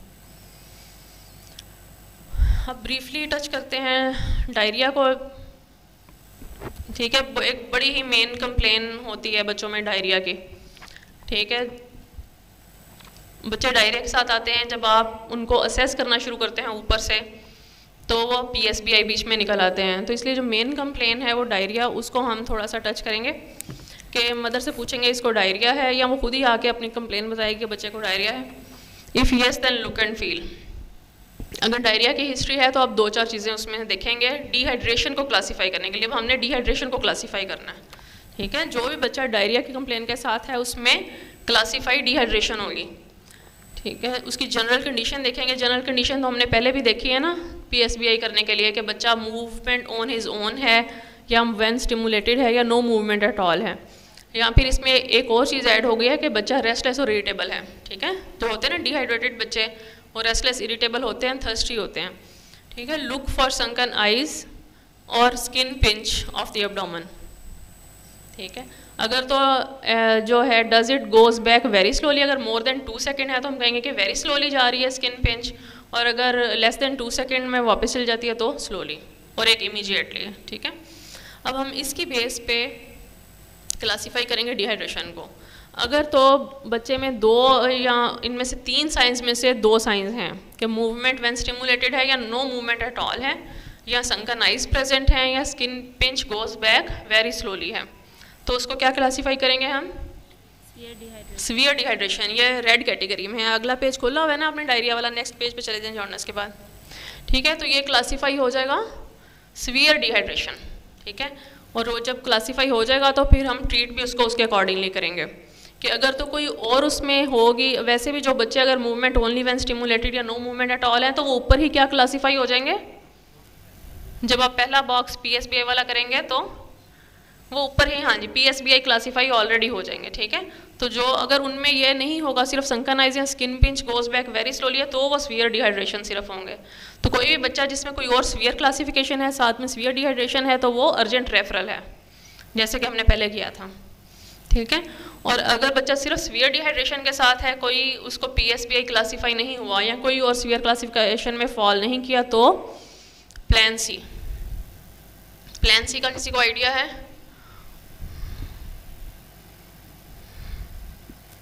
सिस्टर्स को, स्टाफ नर्सेज को, 1-2 PG हैं उनको आइडिया होगा प्लान सी क्या होता है। डायरिया में IV फ्लूइड देने होते हैं हमने 100 ml पर kg से रिंगर लैक्टेट देना होता है, ठीक है। 30-70 आगे वो फर्दर डिटेल है, उसमें जाने की जरूरत नहीं है। बस ये ध्यान में रखेंगे जो भी सीवियर डिहाइड्रेशन के साथ होगा वो प्लान सी से ट्रीट होगा, ठीक है। 6 घंटे बाद रीअसेस होगा, क्योंकि ये बच्चा लेस देन 1 ईयर का ही होगा ना, 0 to 59 डेज वाला, तो ये 6 आवर्स का प्लान होगा। उसके बाद रीअसेस होगा, रीक्लासीफाई होगा, फिर उसको देखा जाएगा कैसे ट्रीट करना है। और अगर कोई साथ सीवियर क्लासिफिकेशन है तो वो पहले ही रेफर हो जाएगा, ठीक है। जो सेकंड कैटेगरी आपकी येलो वाली है, सम डिहाइड्रेशन, हम कब क्लासीफाई करेंगे? जब बच्चा रेस्टलेस या इरिटेबल हो, कोई भी 2 साइन हो इसमें, रेस्टलेस इरिटेबल है, संकन आइज है, या skin pinch goes back slowly है, ठीक है। तो कोई भी बच्चा जो संकन आइज के साथ है, साथ में रेस्टलेस इरिटेबल है, तो वो क्लासीफाई हो जाएगा सम डिहाइड्रेशन। अगर इनमें से कोई एक साइन हो तो क्या होगा? ऊपर लिखा हुआ है ना कि 2 साइंस हैं तो क्लासीफाई करना है। अगर सिर्फ एक साइन है, रेस्टलेस इरिटेबल है, संकन आइज भी नहीं है और स्किन पिंच भी नहीं है, तो क्या होगा?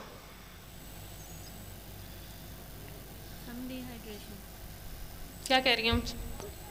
नो डिहाइड्रेशन, गुड, ठीक है। तो वो नहीं होगा। इसको क्लासीफाई करने के लिए 2 साइंस लाजमी चाहिए। 3 साइन बताए गए हैं, उनमें से 2 होने लाजमी है, ठीक है। तो नो डिहाइड्रेशन, ठीक है। अब हमने सम डिहाइड्रेशन किया है। सम डिहाइड्रेशन में प्लान बी है। किसी को सुना हुआ है प्लान बी क्या है? प्लान बी क्या होता है? वेरी गुड, हाँ। इसमें हम ओरल प्लान है, ये ऊपर वाला हमारा वो था ना IV वाला प्लान था, हमने रिंगर लैक्टेट, ये ओरल प्लान है। और ओरल हमने क्या देना है? ORS देना है, ठीक है। और कैसे देना है? कितने ml पर kg से? ठीक है, ये 4 आवर्स का प्लान होता है, 75 ml पर kg से देंगे। मदर को अपनी ये येलो कैटेगरी है, जैसे पहले बताया था कि येलो कैटेगरी वाले बच्चे को हम कहाँ ट्रीट करते हैं? कहाँ पे करते हैं? अपनी ही हेल्थ फैसिलिटी में। जिस BHU RSC में आया था वहीं पे उसको ट्रीट हो रहा है ये बच्चा। अब रेड वाला तो चला गया ना, रेफर हो गया DHQ में या किसी टर्शरी केयर में। जो येलो वाला है, अब अपनी फैसिलिटी पे उसको 4 घंटे बैठाएंगे, उसको ORS देंगे, ठीक है। मदर को बताएंगे कि इतना देना है, कैलकुलेट करके बोतल पे बना के उसको निशान लगा के कि इतना 4 घंटे में इसको देना है, ठीक है। और उसको फिर 4 घंटे बाद रीअसेस करेंगे। अगर वो प्लान A में चला गया है, नो डिहाइड्रेशन हो गया, प्लान A करेंगे। अगर वो सारे ऑनगोइंग लॉसेस होते हैं, सिक हो गया तो प्लान C, और अगर प्लान B पे है तो उसको रिपीट करेंगे, ठीक है। और डायरिया में जो भी बच्चे आते हैं उनमें लाजमी, या जो भी छोटे सिक बच्चे आते हैं, लाजमी मदर को कहना है कि ब्रेस्ट फीड कंटिन्यू करे, ठीक है। अच्छा, आगे जैसे बताया था कि इनमें से अगर कोई एक साइन हो, कंप्लेन होती है ना डायरिया की, मगर बच्चे डिहाइड्रेटेड नहीं होते, मोस्टली ऐसा ही होता है, कंप्लेन तो होती है मगर बच्चे डिहाइड्रेटेड नहीं होते, तो आप मदर को not enough sign to classify some or severe dehydration, no dehydration classify करेंगे तो मदर को सिर्फ होम केयर एडवाइस करेंगे, ठीक है। प्लान ए में ब्रेस्ट फीड आ जाती है और ORS या क्लीन वाटर, ठीक है। मदर को घर भेज देंगे, उसे बता देंगे कि ईच स्टूल के बाद 100 ml इसको ORS देना है या फ्रीक्वेंट ब्रेस्ट फीड करवानी है और उसको वापस लेके आना है। अच्छा, ठीक है, अब ये डायरिया भी हो गया। अब जो भी छोटे बच्चे आते हैं उनमें हम वेट वगैरह लेते हैं और फीडिंग असेसमेंट बहुत ज़रूरी है, ठीक है। मोस्टली जो बच्चे आ रहे होते हैं, हर एक ने ऑब्जर्व किया हुआ कि फार्मूला फीड पे होते हैं, ठीक है, या अगर मदर फीड करवाना भी चाह रही है तो वो नहीं करवा रही होती, किसी और मतलब वजूहात होती हैं उसकी, ठीक है। तो इसलिए फीडिंग असेसमेंट करना बहुत ज़रूरी है। तो सबसे पहले पूछेंगे कि is the infant breast fed, अगर तो बच्चा ब्रेस्ट फेड है तो he takes how many times in 24 hours, 24 hours में बच्चा कितनी दफ़ा लेता है, कोई आइडिया है कितनी दफ़ा लेना चाहिए ब्रेस्ट फेड बच्चे को, जो इन्फेंट या यंग इन्फेंट है, कितनी दफ़ा 24 आवर्स में फीड करना चाहिए? ऑन डिमांड हो गया, मगर वो कितना होना चाहिए तो वो सेफ़ है, ठीक है ना, 8 to 12।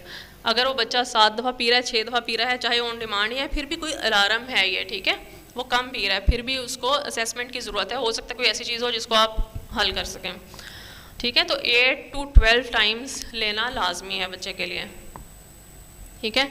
और ये लाजमी पूछना अगर कोई और ड्रिंक ले रहा है, या जैसे लोग दे रहे होते हैं साथ फार्मूला भी दे रहे होते हैं, साथ काऊ मिल्क भी दे रहे होते हैं, कोई मतलब और भी कई चीज़ें हैं जो दे रहे होते हैं, तो वो पूछना कि अगर वो भी ले रहा है तो वो कितनी दफ़ा ले रहा है, ठीक है। और तीसरी सबसे बात ये कि वो किस चीज़ से देते हैं, बॉटल से देते हैं, बॉटल ही यूज़ करते हैं ना लोग, या कप से देते हैं, कप से तो लेस लाइकली है। इसके बाद ब्रेस्ट फीडिंग, अगर तो ये अब हम चले जाते हैं उसमें, ये खोला हुआ है पेज सबने, नेक्स्ट पेज डायरिया से, ठीक है। ऊपर एक रेड कैटेगरी है, एक येलो है और एक ग्रीन है। हमने कुछ चीज़ें पूछने के बाद लुक एंड फील क्या करेंगे, उसका वेट करेंगे बच्चे का, ठीक है। जो हमारा ये परफॉर्मा है रिकॉर्डिंग फॉर्म, उसमें भी हर एक का वेट ऊपर वो वेट का खाना बना हुआ है, तो जो बच्चा आपके पास किसी भी मसले से आएगा वेट उसका लाजमी होगा, ठीक है। तो अगर वेट लेस देन 1.5 kg है, ठीक है, या weight for age less than -3 Z score है, ठीक है। 6 महीने से जो कम बच्चे हैं उनमें हम क्या लेते हैं, weight for age. Z scoring का नाम सुना होगा आप लोगों ने किसी ना किसी उसमें, ठीक है। तो जो छोटे बच्चे हैं उनमें हम वेट फॉर एज लेते हैं, जो बड़े बच्चे हैं उनमें वेट फॉर हाइट या लेंथ लेते हैं। तो वेट फॉर एज अगर लेस देन -3 Z स्कोर है, और अगर या फिर वेट लेस देन 1.5 kg है, अगर 0 to 59 डेज का बच्चा आ जाता है वेट 1.3 1.4 के साथ, तो उसे प्लॉट करने की ज़रूरत नहीं है, ठीक है, वो स्ट्रेट अवे आपका रेड कैटेगरी में चला जाएगा। उसके अलावा अगर 1.5 से ज़्यादा है तो फिर आपने उसको प्लॉट करके देखना है कि एज के अकॉर्डिंगली ये लेस देन -3 Z स्कोर है कि नहीं। अगर तो लेस देन -3 Z स्कोर है या लेस देन 1.5 है तो इसको क्या क्लासीफाई होगा, ये ऊपर रेड वाली कैटेगरी में क्या लिखा हुआ है, वेरी लो वेट, ठीक है। कोई भी बच्चा आपके पास किसी भी कंप्लेन के साथ आया है, चाहे वैक्सीनेशन के लिए आया है, किसी भी कंप्लेन के साथ वो आया है, तो आपने जब उसका वेट किया, उसका अगर 1.5 से कम है तो क्या क्लासीफाई हो जाएगा, वेरी लो वेट, ठीक है। अगर 1.5 से ज़्यादा है तो क्या करना है, उसको प्लॉट करना है, ठीक है, प्लॉट करके देखना। अगर लेस देन -3 Z स्कोर होगा तो वेरी लो वेट, क्योंकि ये रेड कैटेगरी में तो क्या करना है, इसका रेफर करना है, ठीक है। प्रिवेंट लो ब्लड शुगर, जो कि पहले बताया है कि जो भी नियोनेट है प्रिवेंट लो ब्लड शुगर की वार्म और रेफर अर्जेंटली। दूसरी आपकी आ जाती है येलो, ठीक है, इसको मैं बस थोड़ा ब्रीफली टच कर रही हूँ क्योंकि हमारा ज़्यादा फोकस PSBI पे था, कि जब कोई भी जो बच्चा आया उसको आपने ब्रेस्ट फीडिंग के लिए लाजमी असेस करना है, उसको देखना है कि उसकी अटैचमेंट कैसी है। अटैचमेंट के आगे पॉइंट्स हैं उनकी मैं डिटेल में नहीं जाऊँगी। अगर तो बच्चा वेल अटैच नहीं है, या सक नहीं कर रहा इफ़ेक्टिवली, या कोई वो मिल्क के अलावा कोई चीज़ ले रहा है, या लेस देन 8 टाइम्स वो ब्रेस्ट फीड कर रहा है, ठीक है, तो फीडिंग प्रॉब्लम कहेंगे उसको, क्या क्लासीफाई करेंगे उसको? फीडिंग प्रॉब्लम, ठीक है, फीडिंग प्रॉब्लम। जब मतलब वही जैसे पहले कहा था कि क्लासीफाई होगा तो ट्रीट होगा, ठीक है, और क्लासिफिकेशन किसकी बुनियाद पे होगी? साइंस की बुनियाद पे। हम साइंस पिक करेंगे, कुछ पूछेंगे तो क्लासीफाई करेंगे, तो ही ट्रीट करेंगे। तो इसमें जो भी प्रॉब्लम होगी उसके अकॉर्डिंगली, अगर तो वो बच्चा अटैच नहीं है तो मदर को ब्रेस्ट फीडिंग कंसल्टेंट के पास भेजा जाएगा, जो कि मोस्टली जगह पे होते हैं, या जो LHVs हैं उनकी ट्रेनिंग्स होती हैं इस पर, ठीक है। जो प्रॉब्लम है उसको अटैचमेंट को या सकलिंग को, वो मदर उसको करेक्ट किया जाएगा, ठीक है। अगर mother less than 8 times they रही है तो उसको काउंसिल किया जाएगा कि इसको ज़्यादा दे, ठीक है। मोर देन 8 टाइम्स बच्चे को लेना चाहिए। अगर कोई और चीज़ यूज़ करिए तो उसको डिस्करेज किया जाएगा कि इसको कोई भी फार्मूला फीड या कुछ और देने की ज़रूरत नहीं है, ठीक है। और इसके अलावा अगर बॉटल यूज़ कर रही है तो कहा जाएगा कि अगर कुछ और वो दे रही है तो कब से। अच्छा, और दूसरा ये कि लो वेट फॉर एज या फिर थ्रश जिसमें होगा लो वेट फॉर एज, हम अगर लेस देन -3 जो स्कोर है तो हमने क्या क्लासीफाई किया था? Very low weight for age. और अगर -3 से -2 के दरमियान होगा तो low weight for age classify करेंगे, ठीक है। तो उस लो वेट की हमें कोई ना कोई फीडिंग प्रॉब्लम मिल जाएगी ऐसी कि जिसकी वजह से लो वेट फॉर एज है, उसको आगे मदर को काउंसिल किया जाएगा, ठीक है। और उसको फॉलोअप, अगर फीडिंग प्रॉब्लम है तो फॉलोअप होगा ऑन डे 3, और अगर सिर्फ लो वेट फॉर एज है और ब्रेस्ट फीडिंग बेबी है तो फॉलोअप है ऑन डे 14, ठीक है। और अगर नो लो वेट है, आपने मतलब -2 से ऊपर है, तो सिर्फ मदर को नो फीडिंग प्रॉब्लम, तो मदर को एडवाइस करेंगे ब्रेस्ट फीडिंग के लिए, होम केयर के लिए, और उसको अप्रिशिएट करेंगे। ये सेम बॉक्स है जो हमने अभी पढ़ा, ये उन बच्चों के लिए जो कि ब्रेस्ट फीड नहीं ले रहे, ठीक है। मोस्टली ऐसे ही ना हमारे यहाँ बच्चे ब्रेस्ट फीड ले ही नहीं रहे, बॉटल फीड पे ही हैं। तो ये 2 अलग सेम वही है। इसमें सिर्फ ये है कि जो बच्चे बॉटल फीड ले रहे हैं, ब्रेस्ट फीड नहीं ले रहे, उनमें आपने क्या करना है। उसमें भी यही है कि अगर वेट कम है, लेस देन -3 स्कोर है तो रेफरल है। और दूसरा सारा फिर बॉटल फीड की असेसमेंट है कि वो कौन सी फीड दे रही है, कितने आउंस दे रही है, फीडिंग यूटेंसिल्स क्लीन हो रहे हैं कि नहीं। अगर इनमें कोई मसला होगा तो फीडिंग प्रॉब्लम, और अगर लो वेट फॉर एज है जो कि -2 to -3 के दरमियान है तो उसके अकॉर्डिंगली जो कोई भी फीडिंग प्रॉब्लम होगी उसको उसके अकॉर्डिंगली काउंसिल किया जाएगा और उसी से ही वो ट्रीट किया जाएगा। फॉलोअप फीडिंग प्रॉब्लम का, या जैसे हमने पहले भी कहा, अगर कोई फीडिंग प्रॉब्लम आइडेंटिफाई हो जाए तो डे 3 पे लाजमी बुलाना है देखने के लिए कि वो रेक्टिफाई हो गई है या नहीं, ठीक है। और जो बच्चे लो वेट फॉर एज के बॉटल फीड पे हैं उनको डे 7 फॉलोअप है। जो ब्रेस्ट फीड वाले थे उनका फॉलोअप कब है? डे 14 पे, ठीक है, ठीक है। सब लोग साथ हैं मेरे, या मैं खुद ही जा रही हूँ? ठीक है, ये थोड़ा सा ज़्यादा 1 ही घंटे में हो गया, ये जस्ट एक ओरिएंटेशन है, ठीक है। अच्छा, आगे यंग इन्फेंट का इम्यूनाइजेशन, जो भी बच्चा आ रहा है किसी भी कंप्लेन से, ठीक है, आपने उसका इम्यूनाइजेशन स्टेटस लाजमी चेक करना है। अगर वो प्रीवियसली इम्यूनाइज नहीं हुआ, आपके पास आ गया तो उसको इम्यूनाइज करके भेजना है, ठीक है। ये जो पीड्स में जो भी काम करते हैं उनको ये रूल पता है कि जो बच्चा रेफ़र हो गया वो तो वहाँ मतलब उसको नहीं करना। उसके अलावा जो बच्चा जो आपने येलो क्लासीफाई किया है या ग्रीन क्लासीफाई किया है उसको एज अकॉर्डिंग इम्यूनाइज करके भेजना है, ठीक है।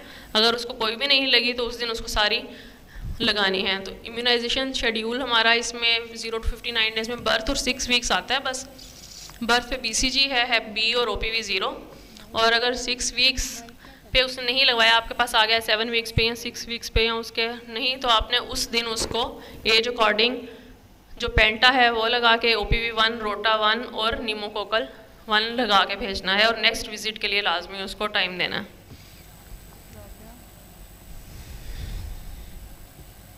अच्छा, ये जो मैं होम केयर बार बार उसमें है ग्रीन वाली कैटेगरी में, येलो में जिसमें हम घर भेज रहे हैं उसमें होम केयर जो मदर को एडवाइस करनी है। होम केयर में एक तो एक्सक्लूसिव ब्रेस्ट फीडिंग है of the young infant for breast feeding mothers, ठीक है। Give only breast feed to the young infant. Breast feed frequently, हमेशा मदर को कहना है कि फ्रीक्वेंटली जितना ऑन डिमांड है डे और नाइट करवाना है। और ड्यूरिंग सिकनेस और हेल्थ, सिकनेस में होता है ना कि लोग कम कर देते हैं फीड करवाना, तो ये काउंसल करना है कि अब इसको ज़्यादा ज़रूरत है। Make sure that the young infant is kept warm all the time, ठीक है। ये मदर को समझाना है कि कैसे उसको बच्चे को वार्म रखना है अपने साथ उसने लगा के। इस पे पूरी एक वर्कशॉप होती है, तो इसकी मैं डिटेल में नहीं जाऊँगी। मोस्टली बच्चों को जो छोटे बच्चे हैं उनका यही कहा जाता है कि हेड कवर करके रखें और उनको मदर के साथ साथ रखें। व्हेन टू रिटर्न, ये एक साइड पे छोटा सा बॉक्स बना हुआ है, व्हेन टू रिटर्न इमीडिएटली, हर एक बॉक्स में लिखा होता है व्हेन टू रिटर्न। जहाँ पे आप घर भेज रहे हैं, जब रेफ़र कर दिया फिर तो सारी जिम्मेदारी ख़त्म हो गई ना, वो तो आगे चली गई DHQ या टर्शरी केयर पीडियाट्रिशियन की, ठीक है। मगर जब आप येलो कैटेगरी में घर भेज रहे हैं तो वो बहुत एक मतलब जिम्मेदारी आपके ऊपर आती है। अब जो भी वहाँ पे हेल्थ वर्कर होगा उसकी ज़िम्मेदारी है कि उसने मदर को सारा काउंसल करके भेजना है कि इसको, बच्चा हो सकता है ना कि इलनेस जब स्टार्ट होती है, ज़्यादा भी सिक हो जाते हैं बच्चे, तो वो सारे सिम्टम मदर को बता के भेजने हैं कि किस वक्त फ़ौरन वापस आ जाना है।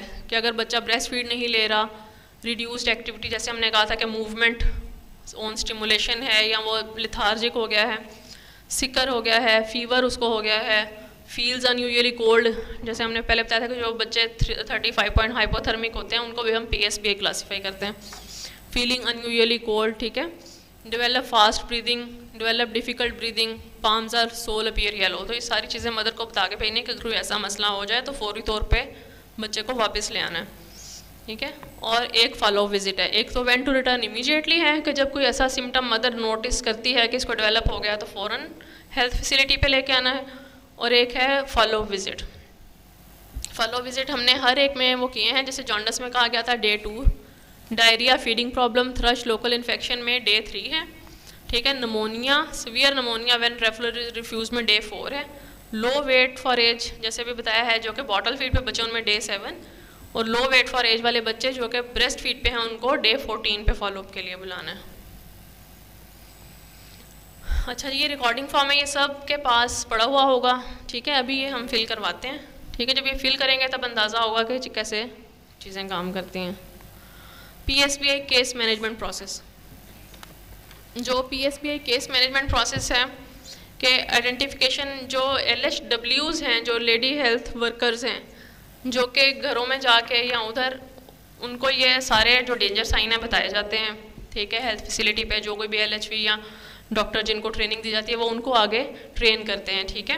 वो आइडेंटिफाई करती हैं जब वो जाती हैं घरों में कि कोई ऐसा बच्चा जिसको कोई मतलब डेंजर साइन तो नहीं है, कुछ कन्वर्जन हुई है, दूध नहीं पी रहा, बुखार है, ठंडा है, मदर लेके बैठी है, उसको नहीं पता, तो उसको वो रेफ़र करेंगी प्राइमरी हेल्थ केयर फैसिलिटी में जो उस एरिया का BHU होगा, ठीक है। उसके बाद OPD टिकट, उसमें एज मेंशन हमेशा होती है न्यूबॉर्न की इन डेज़, ठीक है। बच्चा अगर 1 महीने का है तो 30 डेज़ लिखा जाएगा, ठीक है। 1 महीना 3 दिन नहीं लिखा जाएगा 33 डेज़, तो 59 डेज़ तक के बच्चे की एज मेंशन डेज़ में होगी इन OPD रजिस्टर। फॉलोअप Day 4 आगे है इसका असेसमेंट ऑफ द न्यूबॉर्न, ठीक है। OPD टिकट में एंट्री होगी, उसके बाद रिकॉर्डिंग फॉर्म जो आप लोगों के पास है ये फिल होगा, ठीक है, बाय नर्स या LHV जो भी है, उसका वेट करेगी, उसका बायोडाटा फिल होगा, ठीक है। जो उसके साइंस मदर बताएगी वो लिखेगी, उसका रेस्पिरेटरी रेट मेंशन करेगी, टेम्परेचर, उन चीज़ों को इनसर्कल करेगी जो उसकी कंप्लेंट्स हैं। वो देखने के बाद क्लासिफिकेशन के लिए वो बच्चा चला जाएगा मेडिकल ऑफिसर के पास, ठीक है। अब वो उन साइंस की बुनियाद पे उसको क्लासीफाई करेगा और उसकी ट्रीटमेंट आइडेंटिफाई करेगा। प्री रेफरल ट्रीटमेंट होगी, complete treatment in case of refusal और रेफरल। जैसे पहले बताया कि जो PSBA के हैं उनको प्री रेफरल ट्रीटमेंट देके हम रेफ़र कर देते हैं, अगर रिफ्यूज़ल है तो वहीं पे ट्रीटमेंट कंप्लीट होगी, ठीक है, जिसमें amoxil, gentamicin, keep the child warm और ग्लूकोज, और फॉलोअप ऑन Day 4 फॉलोअप है, ठीक है। केस मैनेजमेंट प्रोसेस जो कि हेल्थ फैसिलिटीज़ पे होता है वो ये है। सप्लाईज़ वगैरह किसी भी लोएस्ट हेल्थ सिस्टम लेवल पे जहाँ पे आपने PSBA का केस मैनेज करना है या सिक यंग इन्फेंट को देखना है, वहाँ पे ये चीज़ें होना लाजमी है। जब हम जाते हैं डिस्ट्रिक्ट लेवल पे हम BHU RSCs में, तो उसमें ये सारा डेस्क जो है वो चेक किया जाता है, उन्हें ये चीज़ें प्रोवाइड की जाती हैं जहाँ पे पहली दफ़ा होता है, ठीक है, ताकि वो केस जो है आइडेंटिफाई कर सके और उनको मैनेज कर सकें। उसमें सबसे पहले तो ये जो आप लोगों ने गाइडलाइंस, इसकी चार्ट बुकलेट है ये, और सारी इसकी जो गाइडलाइंस हैं IMNCI की, वो PSBA एक रजिस्टर इस्टेब्लिश होता है, डिस्प्ले चार्ट्स, जो माउंटेड चार्ट्स होते हैं दीवारों पे, जो रूम है उसमें वो लगे होते हैं, रिकॉर्डिंग फॉर्म उनको प्रोवाइड किए जाते हैं, ठीक है, और रेफरल फॉर्म। दूसरा इक्विपमेंट जो है वेइंग स्केल और लेंथ मेजर करने के लिए इन्फेंटोमीटर होते हैं, thermometer, respiratory rate counter, 1 cc syringe and needle जो IM इंजेक्शन, जेंटामाइसिन या एम्पेसिलिन लगाना है उसके लिए, पल्स ऑक्सीमीटर और ARI टाइमर, ठीक है। ड्रग्स में आपकी एंटीबायोटिक्स हैं, जेंटामाइसिन, एम्पेसिलिन और ORS, अमॉक्सिसिलिन। ये सारी चीज़ें जो हैं लोएस्ट हेल्थ सिस्टम पे जो मिनिमम सप्लाई है, कम से कम ये चीज़ें होंगी तो ही PSPA का कोई केस आइडेंटिफाई और मैनेज हो पाएगा। ये वही परफॉर्मर है जो भी आपको दिखाते हैं। ये बाकी आगे वही ट्रेंड स्टाफ के PSPA रजिस्टर कैसे होगा मेंटेन, ये उसकी रिपोर्टिंग होगी मंथली और किस तरह से उसकी आउटकम क्या थी, और रिपोर्टिंग फॉर्मेट है जो कि BHU और उस लेवल पे ये होता है यूज़, वो रिपोर्ट करते हैं फोकल पर्सन को और ये सारा डेटा कलेक्ट होता है। ठीक है, थैंक यू। आई होप कि कुछ ना कुछ ओरिएंटेशन होगी। ठीक है, ये बहुत ही स्क्वीज़ किया गया है इसको, मतलब बस इसको निचोड़ के ना जो था वो बचा वो निकाला गया। तो ओरिएंटेशन ही मकसद है। इसका रिकॉर्डिंग फॉर्म जो है ना वो भी आप लोगों के पास आके ना थोड़ा सा डिस्क्राइब कर देते हैं। ठीक है, थैंक यू। हाँ जी, ठीक है, पोस्ट टेस्ट करवाते हैं।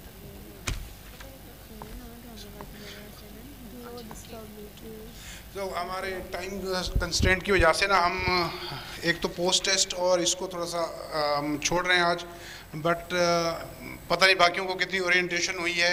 मुझे पहले थोड़ी थी बट आज मेरी काफ़ी सारी चीज़ें वो हो गई हैं। आई वुड अर्ज के ये हम BHUs में तो करते हैं, बट आपने देखा जो डायरिया पार्ट है, जो जॉन्डिस पार्ट है, एक्चुअली हम डॉक्टर्स को और जो थोड़ा सा हम कंसल्टेंट बन जाते हैं या उसको हम इसको पसंद नहीं करते। हालांकि यही सब कुछ करेंगे तो हमारी एंटीबायोटिक रेजिस्टेंस और हमारे काफ़ी सारे प्रॉब्लम्स जो हम कहते हैं कि जी जो टर्शियरी केयर में जाके हल करवाने की कोशिश करते हैं वो वहीं पे हल हो जाते हैं। तो मैं तो यही चाहूँगा कि इसको हर लेवल पे करवाया जाना चाहिए। बाबर शाह साहब और डॉक्टर सायरा खान के टर्शियरी केयर की भी तमाम नर्सिंग स्टाफ और डॉक्टर्स को स्पेशली, और जो FCPS के कोई कैंडिडेट्स बैठे हैं तो ये उनके वाइवा में ज़रूर पूछा जाता है। सिस्टिक फाइब्रोसिस ना आती हो बंदा पास हो जाता है। अगर IMCI नहीं आया तो मैं कुछ अपने दोस्तों को जानता हूँ तो वो इस वजह से रह गए कि उनको IMCI के मुताबिक क्लासिफिकेशन नहीं आती थी। To conclude this session, I would request Dr. Tahir Manzoor, Chief Medical Officer from UNICEF, शायद मैं डेजिग्नेशन शायद गलत ले रहा हूँ, तो हेल्थ स्पेशलिस्ट फ्रॉम यूनिसेफ, कि वो अपने कंक्लूडिंग रिमार्क्स दें इसके बारे में और थोड़ा सा वे फॉरवर्ड दें हमें कि कैसे इसको सबको पहुंचाना चाहिए। आई वुड अर्ज कि ये चीज़ बाबर शाह साहब बैठे हैं फ्रॉम KPK जो स्पेशली इसको अटेंड करने आए टू इम्प्लीमेंटेड इन KPK, कि इसको कैसे हम इम्प्लीमेंट कर सकते हैं to all levels of our health care. Thank you sir.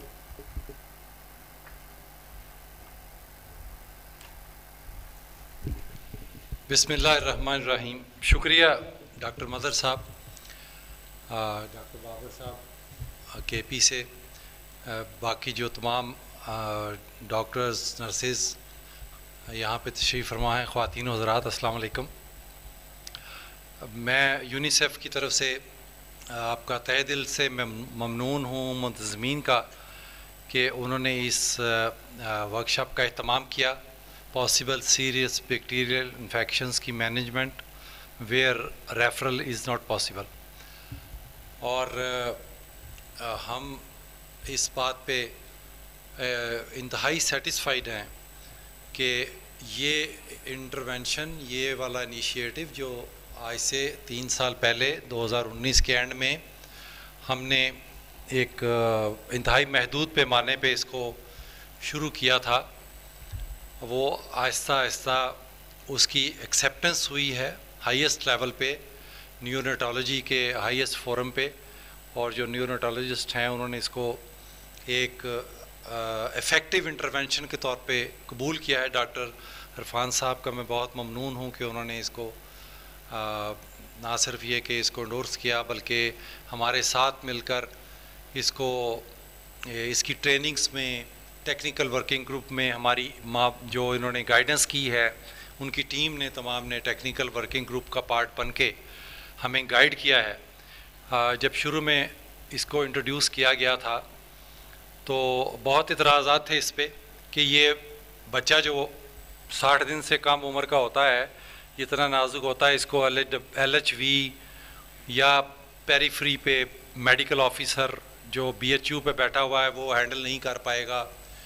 तो इसको तो रेफरी होना चाहिए। ये वहाँ पे बड़ी ज़्यादती है कि उनके हाथ में ये दे दिया जाए कि एंटीबायोटिक का इस्तेमाल करें, क्वैकरी है, कई इल्ज़ामात इस पे लगते हैं। ये तो क्वैकरी को प्रमोट करने वाली बात है। लेकिन जो इसका काउंटर आर्गूमेंट था वो ये था कि अगर उस बच्चे को हमने कुछ भी नहीं दिया और उसको कहा कि तुम तहसील हेडक्वार्टर पे जाओ या डिस्ट्रिक्ट हेडक्वार्टर पे जाओ या बच्चा चिल्ड्रन अस्पताल में जाओ, मेयो में जाओ, वहाँ जाओ जहाँ पे इसका इलाज मौजूद है और माहिरीन मौजूद हैं, तो अगर वो जाएगा ही नहीं, उसकी माँ किसी वजह से, उसके माँ बाप अगर वो नहीं ले जाते, तो वो बच्चा तो मर जाएगा लाजमी तौर पे। तो कुछ ना कुछ बचने का चांस हो सकता है अगर कोई इंटरवेंशन हो जाए, कोई एंटीबायोटिक उसको मिल जाए, उसका ट्रीटमेंट शुरू हो जाए। तो इस काउंटर आर्गूमेंट के तहत वर्ल्ड हेल्थ ऑर्गेनाइजेशन और यूनिसेफ ने इंटरनेशनली इस बात को एक्सेप्ट किया कि जहाँ रेफरल पॉसिबल नहीं वहाँ हमको डॉक्टर से नीचे पैरामेडिक्स को भी ये इख्तियार देना चाहिए। और डॉक्टर अगर मौजूद है एमओ, तो फिर तो वो तो खैर उसको तो इतना ट्रेन होना चाहिए कि वो आईवी लाइन, इंजेक्टेबल्स को इंट्रामस्कुलर या जो भी इसका ट्रीटमेंट है वो कर सके, न्यूबॉर्न के लिए भी कर सके। अब इसका दौरानिया जो है वो न्यू नेट से बढ़ा के 2 महीने करने का पस मंज़र भी ये था कि ये देखा गया कि जो ज़्यादातर डेथ्स बच्चों की होती हैं वो आपको पता है कि सेप्सिस के साथ वो मैक्सिमम डेथ्स जो होती हैं वो पहले महीने में होती हैं। पहले महीने में से पहले हफ्ते में होती हैं, पहले हफ्ते में से वो यूजुअली पहले दिन में ही हो जाती हैं। लेकिन जो ओवरऑल न्यूनेटल डेथ्स हैं, लेकिन जो सेप्सिस के साथ डेथ्स हैं वो यूजुअली वो पहले महीने से बल्कि 2 महीने तक वो डेथ्स जो है ना वो उनका दौरानिया होता है। सेप्सिस क्योंकि वो शुरू तो हो जाता है शुरू, लेकिन उसके साथ बच्चा आहिस्ता कुछ दिन लेता है उसको कॉम्प्लिकेशंस हो जाए और कॉम्प्लिकेशन के साथ उसकी डेथ्स हो जाए। तो इसलिए इसका जो टाइम पीरियड था वो 1 महीने की बजाय 2 महीने तक रखा गया। और आप ये देखें कि आहिस्ता इसकी इतनी एक्सेप्टेंस हुई। इसको दुनिया के 6 ममालिक में शुरू किया गया था। पाकिस्तान उन 6 मुल्कों में है जहाँ ये पॉसिबल सीरियस बैक्टीरियल इन्फेक्शन के लिए ये वाला प्रोटोकॉल अपनाया गया लोअर लेवल पे प्राइमरी हेल्थ केयर फैसिलिटीज़ पे। पाकिस्तान में तंजानिया और कीनिया और दूसरे जो मुल्क थे, मैंने एक कॉन्फ्रेंस भी तंजानिया में जाके अटेंड की, उनकी हेल्थ फैसिलिटीज़ को भी देखा। तो थोड़ा सा उस वक़्त वो हमसे आगे जा रहे थे, वहाँ हमसे पहले शुरू हुआ था। तो मैंने ये सोचा कि यहाँ अगर अफ्रीका के इस एक रिमोट मुल्क में ये हो सकता है, तो पाकिस्तान जहाँ पे इंफ्रास्ट्रक्चर जो है हमारा बहुत बेहतर है, हमारे बेसिक हेल्थ यूनिट जो हैं वो बहुत बेहतर हैं तंजानिया के या कीनिया के जो प्राइमरी हेल्थ केयर फैसिलिटीज़ हैं उनसे बहुत आगे हैं हम। लेकिन अनफॉर्चुनेटली उनके इंडिकेटर्स और उनकी कई चीज़ें हमसे एडवांस्ड हैं। तो वापस आके हमने रिक्वेस्ट की तमाम स्टेक होल्डर के साथ, महकमा सेहत के साथ एडवोकेसी की। इसमें थोड़ी सी मॉडिफिकेशन भी हुई। इंटरनेशनल जो प्रोटोकॉल्स हैं उसमें हमें काफ़ी जो गाइडेंस मिली कि हमें क्या लगाना चाहिए, कौन सा इंजेक्शन की क्या डोज़ होनी चाहिए, किस तरीके से होना चाहिए। तो वो यहाँ पे जब टेक्निकल वर्किंग ग्रुप मुतमईन हो गया और जब उन्होंने ओके कर दिया तो उसके बाद हमने इस इंटरवेंशन का आगाज़ किया। डॉक्टर मदद साहब ये कहते हैं कि आप ये बताएं कि आइंदा क्या होना चाहिए। हमने इसको आगाज़ तो इसका हमने 2 ज़िलों से किया था, लेकिन फिर हमें हुकूमत ने ये पंजाब के महकमा सेहत ने कहा कि जो 8 डिस्ट्रिक्ट हैं जहाँ प्राइम मिनिस्टर हेल्थ इनिशिएटिव है 9 डिस्ट्रिक्ट, वहाँ भी आप इसको करें। तो जब उनको मिला के हमने टोटल पहले उनमें कुछ तो पहले ही शामिल थे, तो ये 8 और वो तो 9 डिस्ट्रिक्ट्स में फिर हम चले गए पॉसिबल सीरियस बैक्टीरियल इन्फेक्शन को। हमने इब्तदाई तौर पे रूरल हेल्थ सेंटर्स का सिर्फ जो है वो सिलेक्शन की कि रूरल हेल्थ सेंटर में ये चीज़ की जाएगी, और उसके बाद फिर कसूर के ज़िले में हमने इसको रूरल हेल्थ सेंटर से आगे बेसिक हेल्थ जो बुनियादी मराकज़ सेहत है वहाँ पे भी हम ले गए। 42 के करीब बुनियादी मराकज़ सेहत में ये स्टाफ ट्रेन हो चुका है, और आइंदा 6 महीने के अंदर अंदर इंशाअल्लाह ताला, बल्कि उससे भी कम पीरियड में हम तमाम जो बेसिक हेल्थ यूनिट्स हैं कसूर के उनके जो हेल्थ केयर प्रोवाइडर्स हैं, डॉक्टर्स और LHVs, उनको ट्रेन कर देंगे। IMNCI की ट्रेन, हम चूँकि फ़िलहाल फुल IMNCI पैकेज पे ही जा रहे थे। 6 दिन की ट्रेनिंग है। 6 दिन की ट्रेनिंग में से 2 दिन पॉसिबल सीरियस बैक्टीरियल इन्फेक्शन के लिए जो आपने मॉड्यूल 4 का जिक्र किया है वो उसके लिए मखसूस हैं।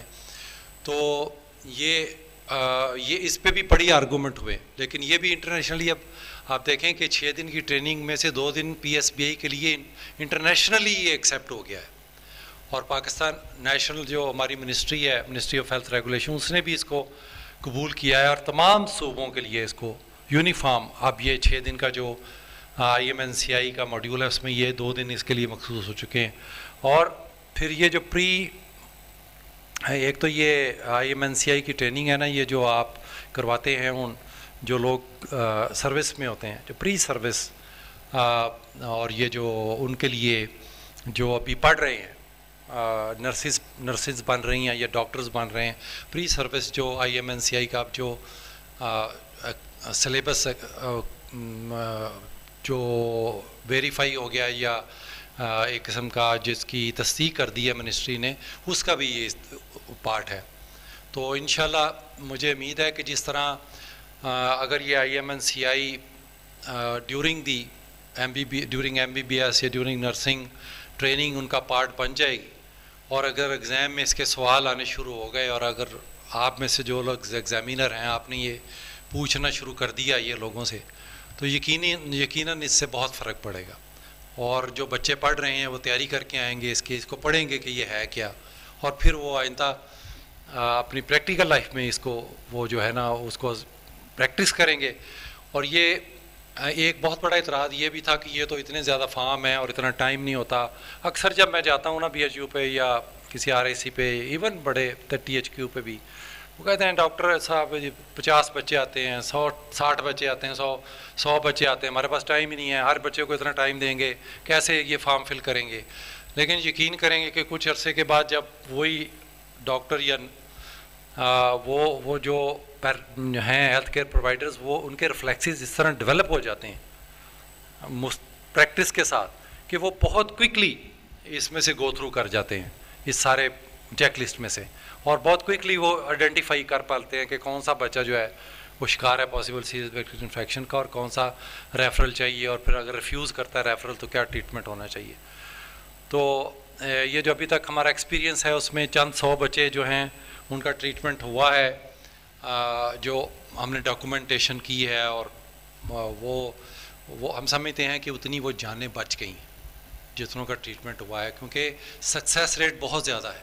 हमने उनका फॉलोअप रखा है, और फॉलोअप के बाद हमने देखा है कि बहुत मिनिमम डेथ्स हुई हैं उन बच्चों की जिनको प्राइमरी लेवल पे ट्रीटमेंट मिल गया टाइम पे और शुरू कर दिया गया।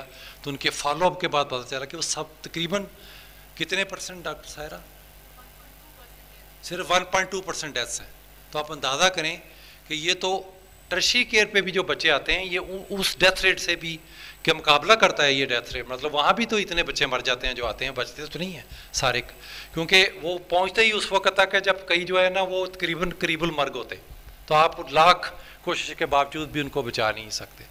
तो मेरी आप तमाम यहाँ पे जो बैठे हैं उनसे अपील है कि इस मैसेज को ना सिर्फ आपने जो किया है, सीखा है, देखा है, इसको गो थ्रू करें इस पूरे मॉड्यूल में से, बल्कि इस पैगाम को फैलाएं आगे। और हमारे साथ, हम आपके साथ शाना बशाना खड़े हैं, KP में भी और बाकी सूबों में भी हमने इसको ट्रेनिंग को लेकर जाना है, और यूनिसेफ के वहाँ जो दफातर हैं वो इसमें आपके साथ हैं। पंजाब में हमारी जो डॉक्टर मदर साहब, डॉक्टर इरफान और उनकी पूरी टीम वो हाज़िर है कि वो वहाँ पर जाकर भी आपको ट्रेनिंग दे सकते हैं, और आपको यहाँ पे लाके हम दिखा भी सकते हैं कि ये कैसे प्रैक्टिस हो रहा है। तो इन कलमात के साथ में मैं आपका बहुत मशकूर हूँ यूनिसेफ की तरफ से आप सबका कि आपने इसका एहतमाम किया, और उम्मीद करता हूँ कि इंशाल्लाह हम बच्चों की ज़िंदगियाँ बचाने में कामयाब होंगे, मज़ीद बच्चों की ज़िंदगियाँ बचाने में कामयाब होंगे। शुक्रिया जी। सर आप इधर ही रह जाएं। शील्ड डिस्ट्रीब्यूशन, सबसे पहले तो शील्ड है, इस सारी जो वर्कशॉप्स हैं 2 यूनिसेफ की तरफ से हमारे हो रही हैं। 7 वाले हॉल में कैंगरू मदर केयर की थी, यहाँ पे PSBI की थी, तो जो लेडी बर्ग आयरन लेडी इसके बिहाइंड थी वो आज आ नहीं सकी due to her commitments, doctor Naila Shahid, ठीक है। तो सबसे पहले उनके बिहाफ पे मैं कहूँगा डॉक्टर सायरा उनकी शील्ड रिसीव करें, डॉक्टर नाइला शाहिद, उनके लिए एक ज़ोरदार round of applause.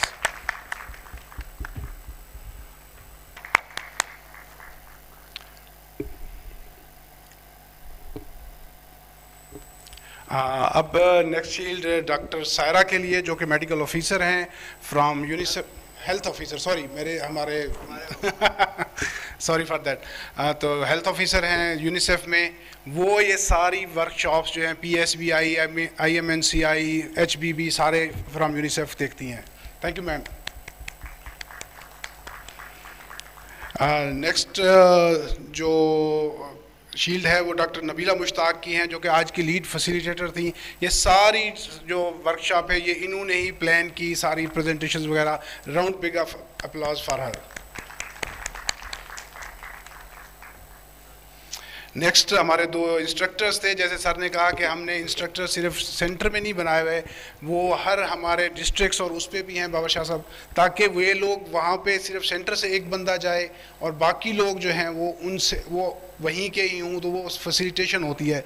Doctor Huriya Rashid, ये कसूर से हैं, कसूर से ही उधर के लिए आए। Thank you ma'am. और ये कसूर में ये अब अपनी वर्कशॉप्स खुद कराते हैं, सेंटर से सिर्फ एक आधा बंदा जाता है। Next is doctor Rehman Suleman, वो भी कसूर डिस्ट्रिक्ट कसूर से हैं, वैसे BHU में हैं और ये प्रैक्टिकल भी करते हैं और he is also facilitator for this workshop of IMNCI। Next I would invite doctor Ahmed Rana, जिन्होंने ये सारी वर्कशॉप के जो लॉजिस्टिक्स और प्लानिंग है वो सारी इनके ज़िम्मे थी। उन्होंने इंट्रोडक्शन भी आपको PSBI का दिया।